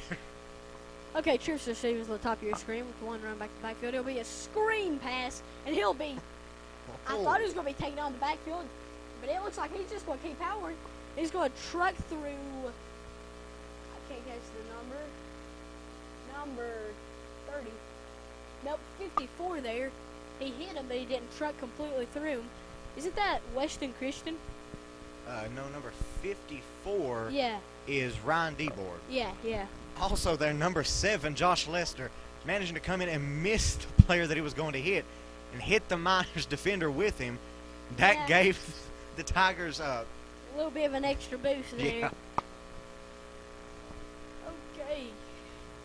One receiver on each side. Going to be a flag. It's going to be 2 tight ends, I believe. No? Okay, flag. Okay, that works too. Looks like it's going to be a false start against the Tigers. It's going to move it back to now about 4th down and about 14 or 15 now. I would like to know how many formations the Tigers have ran tonight. Yeah, they've definitely used about every one in the playbook. Yeah. It'll be 2 receivers, 1 on each side. It'll be... Yep, formation. Kicks it from about the 5 down to the 45. Nope, 35, sorry. Nice field position there for the Miners. Managing to be on the other side of the 50 here with 8 minutes and 8 seconds left in the 3rd quarter. They had the lead 32-7. Have to imagine that unless they're just going for points here, they're going to start trying to slow it down so Chapmanville doesn't have time. As much time as they can to make sure that Chapmanville has no chance of coming back into this one. And now we are set to see number 3 go to number 35, Dylan. Coming out once again on this Miners offense. Looks like we're going to be setting up here with trips receivers down to the bottom of the field. Single up top. Still looking over to the sideline. We're at 10 seconds now on the play clock. You got to give Central credit. They also know how to milk the play clock, definitely. Oh, yeah, they do. They will use every second that they can. Now, go drops back to pass. It's going to be an incomplete pass. Looks like it was deflected by someone there. I didn't really see anybody there is the weird thing. I just saw a hand tip the ball. Now that's going to leave 8 minutes and 4 seconds. Now 2nd down and 10 for the Miners. Goat and Dillon looking to get something going here for this Miners offense. At the bottom, you're going to have numbers 10 and 13. Hatfield number 11, Mitchum down to the bottom. Shotgun formation out there on the field. Looking back to the sideline. Now awaiting the snap. Gets it. He's going to hand it off to Dylan. Dylan's going to go down at about the 30-yard line, it looks like. Pickup of about 5 yards there for the Miners. It's going to make it third down and around 4 or 5 for the Miners now, as the clock is now running. As we said before, Dougie Dillon just don't care. He don't. He will go through anybody he has to just for a couple yards. Now, Miners getting ready to start off this next play here. Looks like we're going to be setting up with double receivers both sides of the field. Golden Dillon set back shotgun formation. Now, Goat's going to drop back to pass. Going to swing out wide with it. He's going to chuck it deep to Hatfield, and he's going to get it for a touchdown. Mingo Central Miners. Crazy throw by Dalen Goat. He jumped and threw it. Threw up a prayer down deep to Hatfield. Somehow a perfect pass down to Hatfield. Great catch. Perfect play by the Mingo Central Miners. Definitely threw up a prayer there, hoping that it wouldn't get intercepted. You got lucky there that Hatfield was able to make the catch there. Yeah. That was something else. I'm at a loss of words. We're going to have number 11, Billy Mitchum, coming out now, getting ready to kick the PAT. 7 minutes, 19 seconds left in the third quarter. Miners up now, 38-7. And now, kick is off. I thought for a second. And it's going to be no good. He's going to swing out right with it. I think he kind of panicked. I think we all kind of did because we saw that many defenders. I thought it was going to be blocked personally. We saw during warm-up, he missed a couple field goal, but he didn't. Yeah. Not that often. Missed the majority or anything. And now, we're going to take a quick little break here. Be back here in just a few seconds.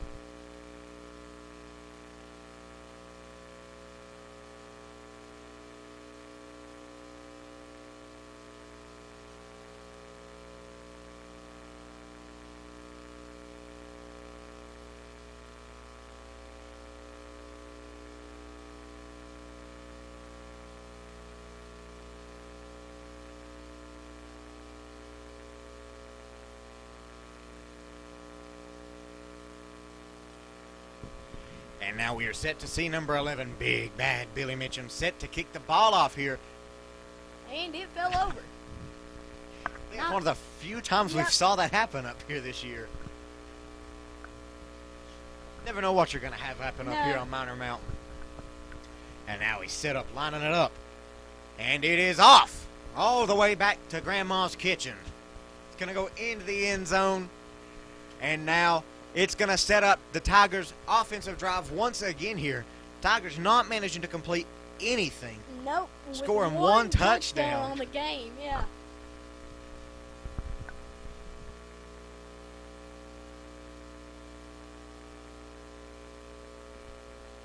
Trips receivers on the top of your screen with one run back in the backfield.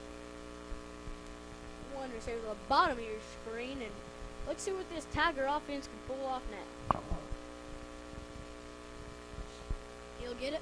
Hand it off to number 6, who will go up the gut for about 5 yards. That was a decent carry by number 6, which is Collier.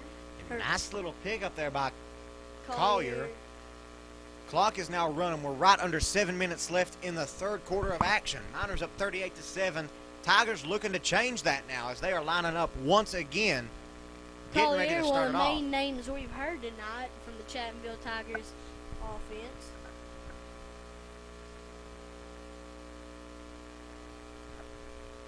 Trips receiver to the bottom of your screen. One run back in the backfield. One receiver up top. Number 3 will go into motion. He'll get all the way there. They'll snap it off. It'll be a pass play. And he'll be deflected by number 7, Josh Lester for the Mingo Miners. Got lucky that he didn't get sacked there. He ran 20 yards straight back before even looking where he was throwing. I'm surprised Josh Lester didn't get back there with the sack, and if he would have, it probably would have been a fumble. I know it's high school, but that's definitely not something you want to see in your quarterback, is that they run in the opposite direction without looking where their receivers are. All you can hear the coach, you can literally hear him thinking, that way, that way. 6 minutes now, 27 seconds left in the third quarter as the Tigers are set once again, getting ready to start off. 3rd down and 4. Oh, and he's going to take it right up the gut for a first down and more. Going to take it to the outside and be taken down by a swarm of Miners. Also, a nice little block there, allowing him to pick up a couple extra yards there by number 13 for the Chapmanville Tigers. Yeah, that'll be Terry. Managing to do a good job, allowing him to pick up a few more yards there, as now the clock is still running. We are now at 6 minutes left in the third quarter. It'll be double receivers both sides with one running back in the backfield.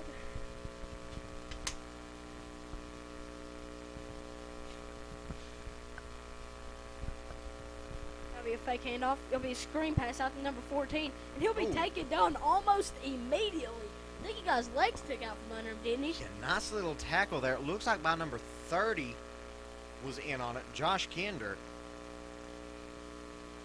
He's the one who had that major truck in the first half on a punt return. Clock is still running. 2nd down and 10 still for the Chapmanville Tigers as they are setting up, trying to get this first down. They desperately need a touchdown at this point. Oh, yeah, they do. Double receivers, both sides again. One run back in the backfield. Let's see what happens here. Everybody's ready. It'll be snapped. Fake handoff. It's going to be a pass. Uh-oh. Throws it long downfield, and it'll be thrown too far. The intended receiver was number 3, Williams, on that play. And, at least from my perspective, that looked like a completely catchable Yeah, pass. it did. If he would have just leaned forward a little bit, that could have been a catchable pass, and it could have even been a touchdown for the Chapmanville Tigers. Yeah, he did a rookie mistake there, and he didn't hold his hands out to catch the ball. No, he didn't even intend to. He pulled them. He actually kind of pulled He them pulled them back in before the ball got to him. Trips receiver to the bottom of the screen. One run back, and he's blocking. Oh, and it looks like it's about to be a sack by Zach Patrick of the Miners defense. riding him all the way back. A huge, huge loss. Number 10 looked like he talked to Zach, told him something. Almost a 20-yard sack there for Zach Patrick, managing to ride him all the way back. Now it is 4th down and a country mile for first down. The punting team is out now for the Tigers. Maybe even 2 country miles. I mean, back to get it will be Josh Kinder. Punting it will be number 10, Barry.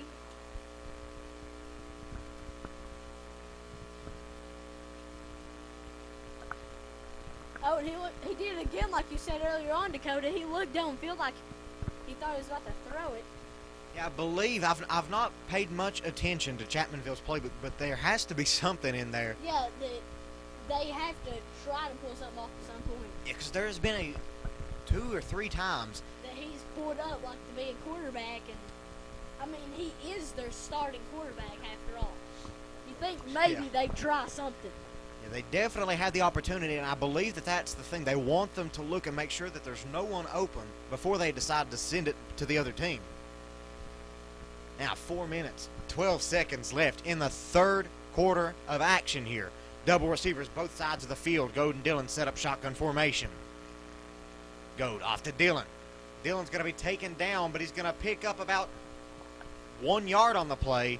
He was taken down by number 46, Van Adder, and number 45, Henshaw. It was a great stop there by the Tigers defense, managing to get in there and form a wall and stop him before he could pick up anything. Sorry, I'll correct myself. Not Henshaw. That will be Atwood. And now, Miners lining up, looking back to the sideline, once again awaiting the play call. Looks like we're going to be lining up once again with double receivers to both sides of the field. 11 seconds left on the play clock. Shotgun formation. Goad gets it, hands it off to Dillon. Dillon's driving with it. He's going to pick up about 2 yards that time.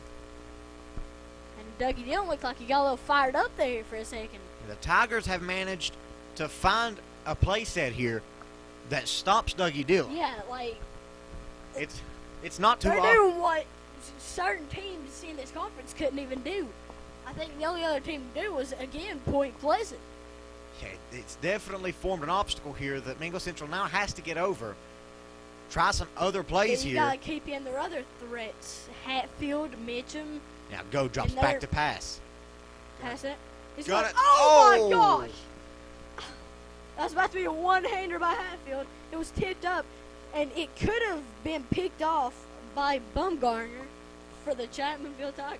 Yeah, probably would have been smarter for Hatfield just to let it go incomplete. But he tried to do the OBJ catch there with one hand, and it almost cost Central. But if he would have caught it, it would be another crazy Hatfield catch. Now it is 4th down. Billy Mitchum set out to punt it off, I believe for the first or second time tonight. Second time this game, sorry. Now it is It off. was almost blocked. Nice He'll punt catch there. it at the 5, and Hatfield's already on his trail. Big pickup He'll run there. out of bounds after getting pushed out by, I believe, number 12 or number... Nope, that was Dougie Dillon, too.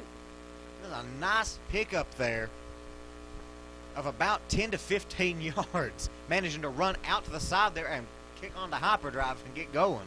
You know, there's a couple players on this young minor team that can do pretty much anything. We've seen Dougie Dillon hit people and truck people just as hard as he needs to.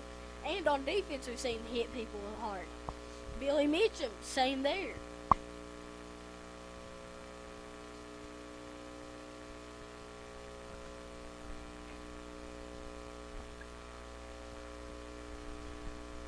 Now, Tigers setting up here, getting ready to get it going here.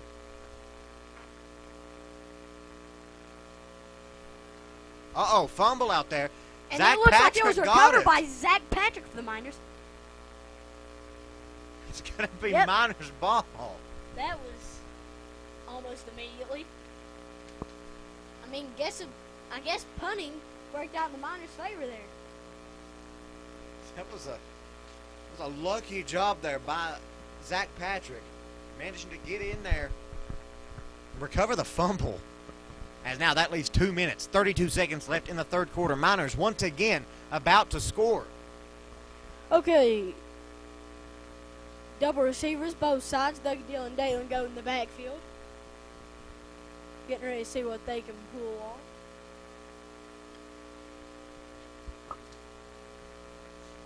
Still looking to the sideline awaiting the play. Down to 13 seconds left on the play clock, and they are finally setting up now. They're going to milk that clock all they can. It'll be... Okay, Dougie Dillon, and he'll throw it. It was a big hit on Devin Hatfield, who was the receiver on that play. Looks like number 19 maybe on the tackle then. That's going to be Turner. Clock is now running. We're down to 2 minutes and 10 seconds. 2 minutes and... Yep. Double receivers both sides. Sorry, didn't really hear you there for a second. It's okay. Double receivers both sides. The Miners are still picking up on the play. Clock is still running. Okay. That'll be 10 in motion. They'll hand off to Dougie Dillon. He'll go up to a 5 with that, and he'll be pushed back about 2 yards, so he'll be inside the 10 with that run. Great carry by Dougie Dillon. Nice job there, and also a nice stop there by the Tigers defense.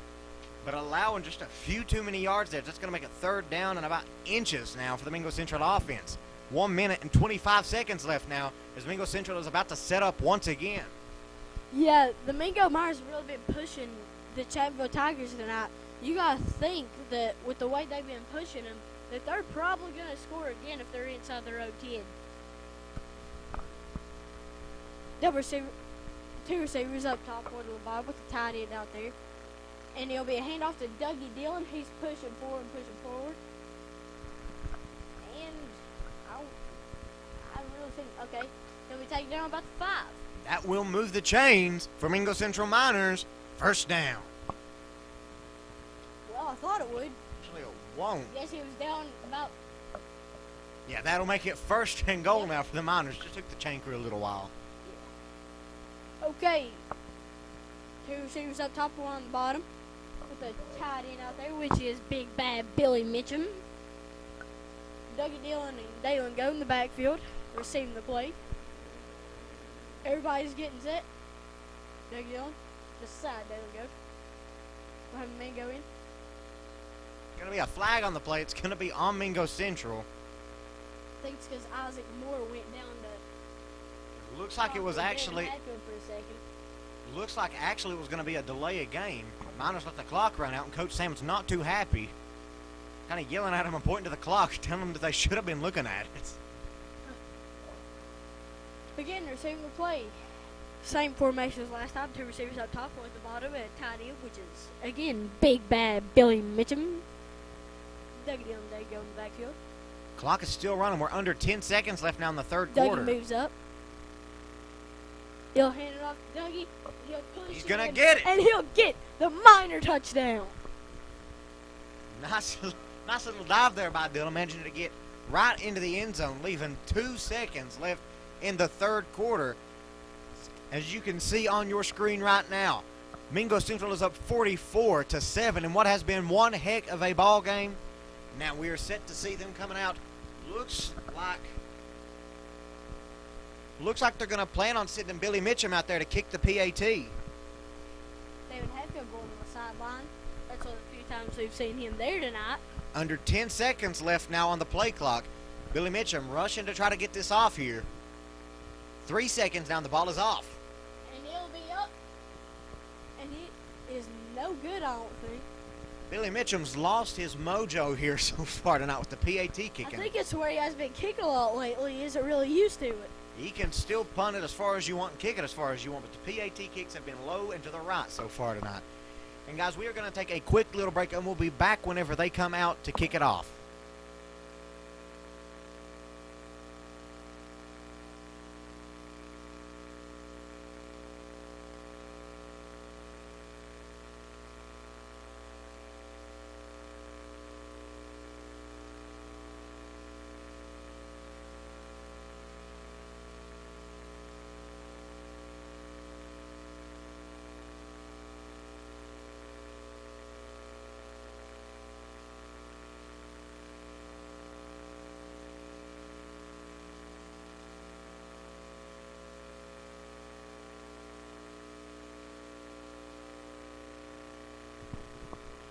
The Mingo Miners about to kick it off. Billy Mitchum again staying close to his fans. He kicks it off. It'll be received. Number 3, Williams taking it down, receive. Managed to get way down there. It'll be a dog pile.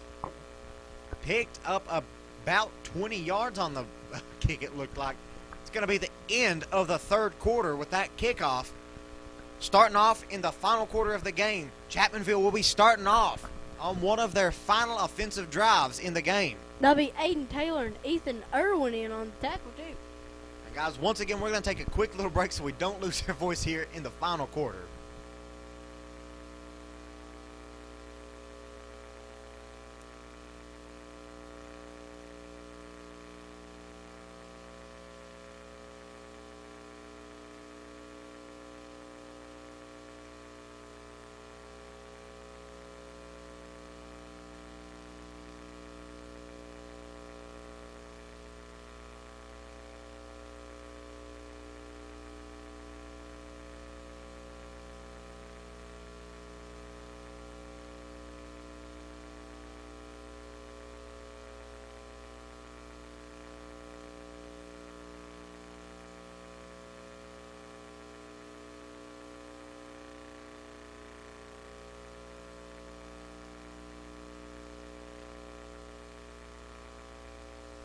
And now we are set to see the Tigers offense coming out here. Double receivers down to the bottom of the field, one up top. Number 19 in motion. It's going to be Turner. Number 6 now carrying it. He's going to be stopped right at the line of scrimmage and taken back. Number 6, Collier on the carry for the Tigers. Taken down by Josh Lester and Ryan Deboard there. Not picking up anything. It will be second down and 10 for the. It'll be second down and 9 actually for the Chapmanville Tigers. And now they're setting up once again, looking over to the sideline. Looks like we're going to be setting up maybe double receivers down to the bottom. Still awaiting for the play call here. 10 seconds left on the play clock. Double receivers down to the bottom. Single up top. Number 10, Barry, set back shotgun formation. Going to hand it off to number 6, Collier. He was taken down almost immediately by Levi Davis, who just pretty much shot through the gap there and took his legs out from under him. Looks like number 6. Looks like Collier got up from that, holding his private area. So, have to imagine something probably happened down at the bottom of the dog pile there that probably needs to stay down at the bottom of the dog pile. Now, Popped out. lining back up. Double receivers down to the bottom of the field. Single up top. Number 10, Barry, sit back. Shotgun formation with number 6, Collier. Number 31, Farrell, moving over to the other side. He's going to pass it over to number 3, Williams, and he's going with it. He's still going, and he's picked up the first down. He's going to go down at about the 41-yard line there. That will move the chains for a Chapmanville Tigers first down. And it does look like we have an injured Tiger out on the field. Guys, like we said earlier, we don't show injured players out of respect for the player, the family, and the team. So we're going to take a quick little break, and we'll be back whenever he's up and well again.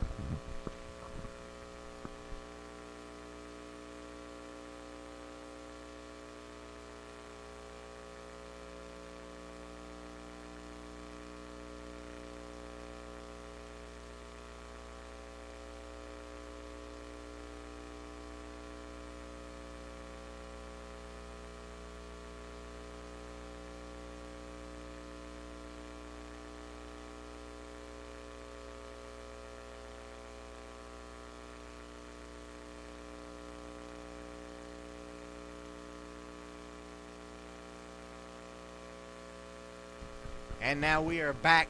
The injured Tiger is up, walking off the field, doing pretty good. We're always glad when we see an injured player getting back up off the field and walking on their own capability. Shows good signs. Might have just been something small like a cramp. Never really know up here in the press box. Now the Tigers sitting back up. Double receivers down to the bottom, I formation here. Now he's going to hand it off. Going to go down, maybe pick up 1 yard. I'm not even sure who was carrying the ball there. Looks like it was number 32, Bumgarner, on the carry. 9 minutes, 25 seconds left in the game. The clock is running down. Miners with the lead, 44-7. Tigers looking to get something going here at second down and 9. We have saw a heck of a game from the Miners tonight. I did not expect it to be such a blowout game like it has been. We really have Miners scoring drive after drive.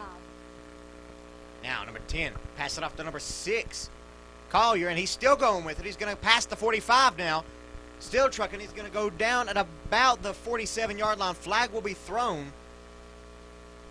Looks like it might be on Mingo Central. Have to wait and see what the officials say. Norman Kenny helping up number 21 for the Tigers. It's going to be a personal foul. On Chapmanville. Nope, on the Miners. It's going to be against the Miners. It's going to move them way down the field now. It'll give them the first down that they were needing there. I wonder who was even on. It happened sometime there once the tackle had been made, because that was when the flag was thrown. Not quite sure who was in on it, though, as we now have 8 minutes and 40 seconds left in the game. The Tigers inching closer to the end zone now. Double receivers up to the top. High formation. Barry's going to hand it off to Collier. He's going to pick up a nice gain of about 5 or 6 yards there for the Tigers. Going down, the clock will keep running now. 8 minutes and 20 seconds left in the game. On what was a pretty nice pickup there. One of the finest that we've saw so far from the Tigers. Oh, yeah. Definitely one of the best.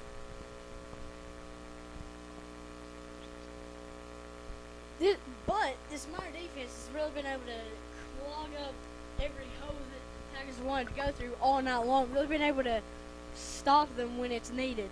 Yeah, they have managed to form a line and not let anything through it. You could drive a tank through it and they would not budge. They would rather have it run over you than let it through.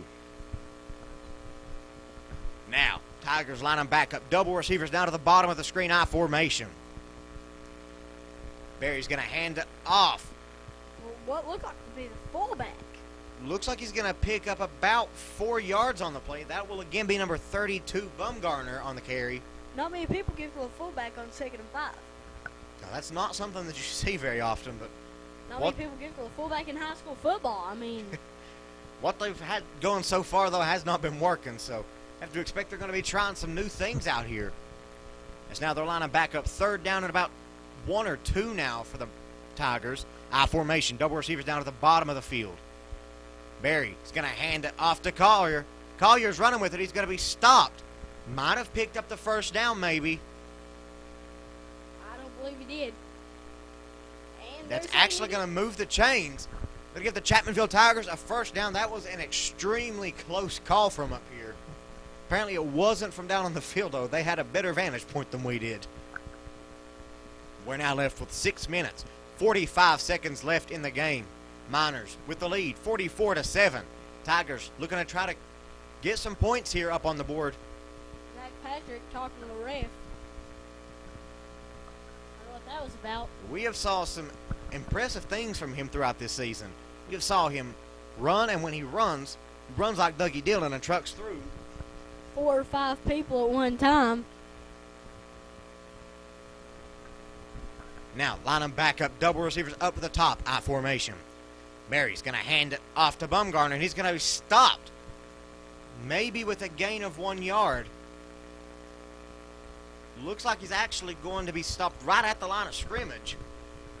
2nd down and 10 now for the Chapmanville Tigers. Great stop by the Mingo Minor defense there. Yeah, managing to, like we said, form that line.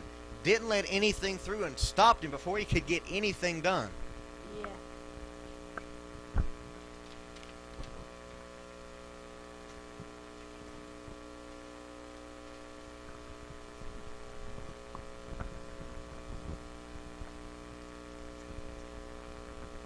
5 minutes, 30 seconds left in the game. Again, Miners with the lead, 44-7. Chapmanville inching closer and closer each time to the end zone, trying to get at least one more touchdown this game. Double receivers up on double receivers up top with a tight end out there in the I formation. They're handed off to a running back. He's going to take it up the gut for a pretty good carry. He'll go down about the 20, taken down by, I believe, Preston Dingus and Josh Lester. It's going to be a gain of about 6 there for the Tigers with a nice little pickup. Make it 3rd down and now about 4.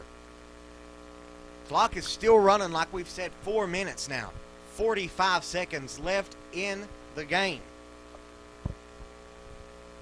This has been one blowout game up here on Minor Mountain tonight. We thought before that it was going to be a pretty tightly contested game, but it has not been that in the least tonight. No, it has not. And Jake Nagy just went in for Ryan DeBoer. Jake Nagy is a JV player, so, you know, the Miners are going to give some of these younger guys some playing time right now. RC number 10 for the Tigers coming, bringing the play. Chapmanville now setting up, getting ready to get the playoff here. They're going to hand it off to number 6, Cohen. Oh. And he's going to be taken down in the backfield by number 28, Zach Patrick. Managed to grab those, reach those arms out. He has a huge wingspan. Managed to wrap around him and pull him down. I can't count the times we've heard his name tonight. He's always managing to get in there. And like we've said, that huge wingspan allows him to reach out and touch someone. Absolutely destroy somebody if he wants to. Now we're left with 3 minutes, 35 seconds left of the game. Clock is winding down ever so slowly now to the end of the game as Chapmanville's line them back up. 2 receivers up top, still in the I formation. He's going to hand it off to...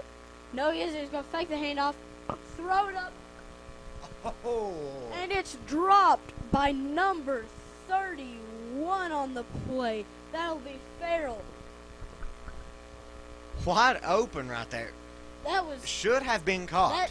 That was the second time tonight the Chapmanville's made a rookie mistake on a catch. The pass should have been caught by Farrell. He was wide open.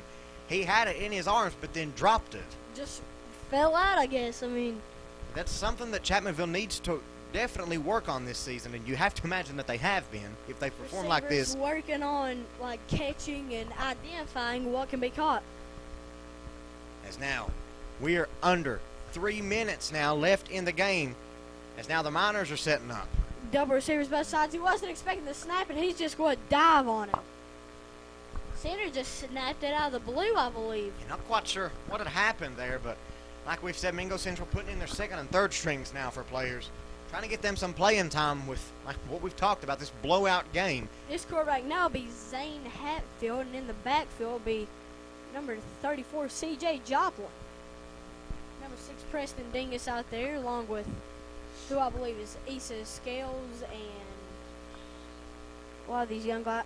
I don't even have number 12 on my roster here. Yeah, it's, you know, they're going to have these young guys out here for a 44-7 lead with 2 minutes left in the game. Line them back up, getting ready to start here. C.J. Joplin's going to move to the side.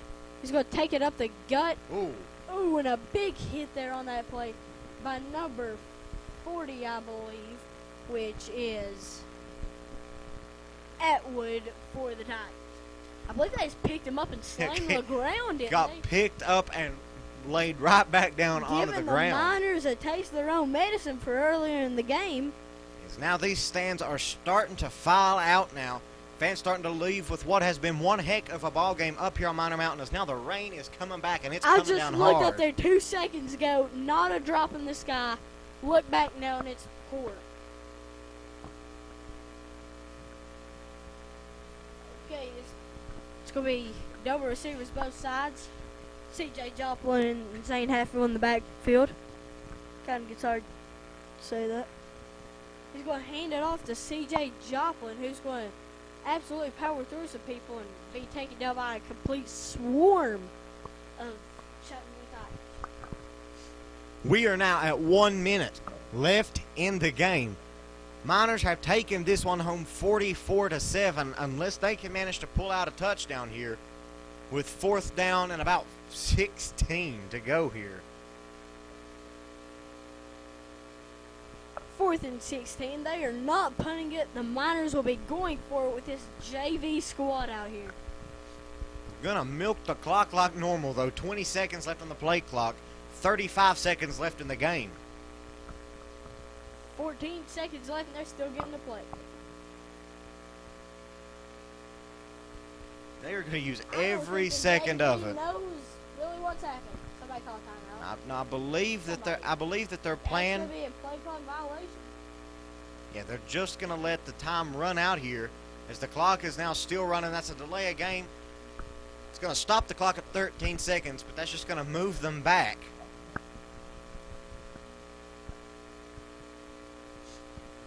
13 seconds left. Clock is now running. We're under 10 seconds left. This is going to be the end of your game up here on Minor Mountain tonight. Mingo Central taking the win home 44-7 in what has been a blowout game up here at James H. Buck Harless Stadium. Great win by the Miners. I mean, absolutely perfect.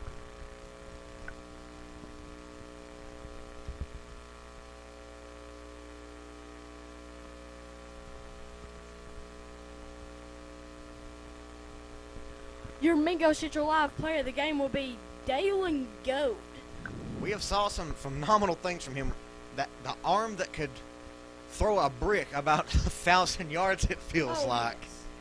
But anyways, guys, that is going to do it up here on Minor Mountain. Again, I'm Dakota Jesse. And I'm Caden Cook. I'm Justin Harrison. Guys, we'll see y'all next time. Most importantly, as always, guys, God bless.